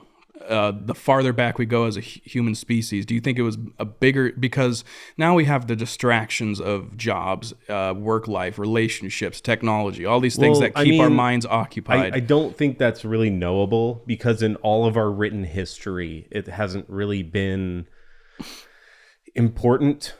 You know, there's certain cultures that will, use these things or like record them, like cultures that Christians would call occult, things that aren't of God. And I think that it used to be more important, like it was a part of the major culture, like maybe 20,000 years ago, before all the flood thing happened and all that. I think like since the flood happened, we've built this whole humanity on this planet as like a technologically driven sort of like physical reality, focused more on physical reality than things we can't perceive. But I think at some point in time, yeah, it probably was pretty important that we have these experiences. Yeah, I just think that's interesting, because I'll relay it back to the Bigfoot thing again. There's the guy that was talking about doing the funerals and stuff. He's like, honestly, obviously I don't know how much I believe this works, but he said, if you want to see one, he's like, you go out to the middle of nowhere, you sit down, find a place to sit. He's like, all you got to do is clear your mind, be honest with your intentions, talk to them through your mind, say, I'm here, I'm ready to see you, I'm here with good intentions, all this stuff, whatever. But I mean, basically what the guy was saying is like, go into the woods, sit down, and try to summon them, essentially. And he's like, and it'll work. And I'm like, okay, well, I don't know how well that actually works. Or is it so much that I don't know how it works, or is it that I just am not in tune to that specific mindset or the ability to clear my mind like that and like connect with a certain realm or energy that I don't know about or don't know how to connect with, that kind of thing. You know what I mean? Like, what if I do go out into the middle of the woods and I take this guy's advice and I sit down and I really just clear my mind and say, I am ready, I am here with good intentions, all these things in a completely spiritual way. And what if it works? And all of a sudden I hear footsteps, bipedal footsteps walking, and then I encounter this Sasquatch. Then it's like, okay, what the fuck is the human mind then? Because there's people with similar stories about UFOs. Yeah, how they that can guy call, that calls the orbs. Call the orbs. You were just talking about him. You brought him up in the podcast, and my ears perked up because I was like, I know that guy, and I've listened to podcasts about that guy. Chris Bledsoe. Fucking he has healing nuts. Powers too, allegedly. That's what I've heard. The guy from the Confessionals podcast goes into something we were just talking about, and he believes that he's talking to something that he doesn't know the true origin of. Like, the guy on the Confessionals is a very religious person also. He's very into Christ and that, all that stuff. And he truly believes that Chris Bledsoe is interacting with something that's not telling him what it really is. Like, it's actually he thinks it's a harmful kind of thing. It's possible. It's possible. But I've seen the videos of him summoning those orbs, and I'm just like, what's going on, man? This is weird. Yeah, I don't know. Really weird. That guy's story is absolutely insane. Yeah, I don't know how. I'd be terrified if I had that ability, dude. Seeing things coming into my room, taking me or talking to me, angelic beings, this and that. I don't know what I would do, man. That's just, I guess you just roll with the punches, but fuck, that is a crazy story. I don't know how to even sort of like dissect that. I don't know. That one's wild though. I point people to that one all the time. Yeah. Because like that guy is still like doing like he's UFO conventions and stuff, and he's still proving to people that he can call these things in. He will take people out and he'll be like, let me show you. And he'll do it without fail. crazy. What's crazy is when I talk to people who've never heard of this shit. Yeah. And I'm always just like, how have you not heard of this? And it's like most people just are watching like fiction all the time. I think they never actually are looking for nonfiction. Well, I think it's also a comfort thing too. I don't think people are, for the most part, they're not willing to go out of their comfort zone, especially when it comes to the understanding of the world. I think they're just way more comfortable being like, I don't need to know. I'd rather not know, because it could be fucking scary. I've thought about this shit, it's terrifying. It's like, but I think some people are just way too content, and I don't think that's a bad thing, but I wish there were more people that are brave enough to poke and prod. Like when this whole Sasquatch thing, I was as excited to talk to people about it as I was terrified, because I was like, I found this thing that I truly believe in and that I'm really passionate about, but I understand like the taboo behind it. And me just casually bringing up, hey, I'm a Sasquatch guy, I understand how that could be perceived in some people's minds. Oh yeah, that's not the first thing you want to bring up. Exactly. And it's like, so it keeps me from opening my mouth about stuff. But like with people like you have at least the experience with the opposite side of it, which is like the extraterrestrial side of it. And so I'm like, well, I have an easier time talking to you about it, because even you're talking to all these people too. Well, yeah, true. But even all 40 of them. True. But but the UFO thing, even if it's wild and outlandish at some points, it's still relevant. And I think the same thing about Bigfoot. The way I started getting comfortable talking about conspiracies and stuff with people is I just make it like a game. Yeah. I just like to drop something that's just like so wild out there. Like most people would have no idea what the fuck I'm talking about. Yeah. And I just want to see their reaction because it's fun. Mm-hmm. Like I know that they're probably going to look at me like I'm an insane person, but like that expression is what I'm looking for. Exactly. Like, yeah, I am crazy. Like I have customers. Want to hear something else? Yeah, I have customers. So when I go to people's houses, I'll knock on the door, and if I go inside their houses, I always try to find something in their house that I can relate to and kick off a conversation. If I find something in their house, whether they're a hunter or they lived in Washington or upstate New York, or if they're Canadian, or if they're anything that has to do with Sasquatch, I will kind of dissect them a little bit or try to open them up layer by layer to see if it's a good question to ask. And usually I can gauge and be like, all right, I'm going to ask this person this question. And I'll kind of give them a disclaimer before, and I'll just be like, look, I'm going to ask you a really weird question. Just bear with me, And I'll give them reasons why I'm asking, like, you're from Washington, you're a hunter, this and that, whatever. I got to know what your opinion on Sasquatch is. Most, I would say 98% of the time, the first reaction is, ha ha ha ha. And then they go into their explanation. So, and a lot of them are open to it, and they'll talk to me about it and stuff. Oh, I don't know, it's possible, yada yada. And some people are just like, no, not a chance. And I'm just like, okay, cool. And when I meet those people, that's when I know I'm like, I don't want to have a conversation with you. If you've come to the conclusion that there's no chance, then there's no way I'm there's no way we can have a productive conversation or debate about it. At least with you, I know you weren't a believer, but you're the type of person with the whole alien side of it and just what the Egyptians and all that stuff. Whether you're a believer or not, I think I'm comfortable enough bringing it up to you. And I think you're open-minded enough to, when things are presented to you, to analyze it and be like, maybe not change your mind, but at least consider it. I do appreciate that. You definitely taught me a couple things I didn't know already. So it's it's interesting, man. Yeah, I've got some videos to watch, I guess. Oh yes, you do. You have homework. It's coming your way. They'll probably hit your phone before I leave this parking lot. All right, dude. Well, we're probably close to about 3 hours now. So I think that's about as long as the last one was. yeah, probably. Yeah, some of them get pretty long. But thanks for all the Bigfoot knowledge. Yeah, no problem. Turned into half the podcast. It That's did. fine. It was interesting. By the way, I play for Dead World Reclamation. Yeah, if you all forgot. If you forgot. No, But, yeah. February 21st, Dead World Reclamation, Dead of Winter Fest, Mill of Madness, $25.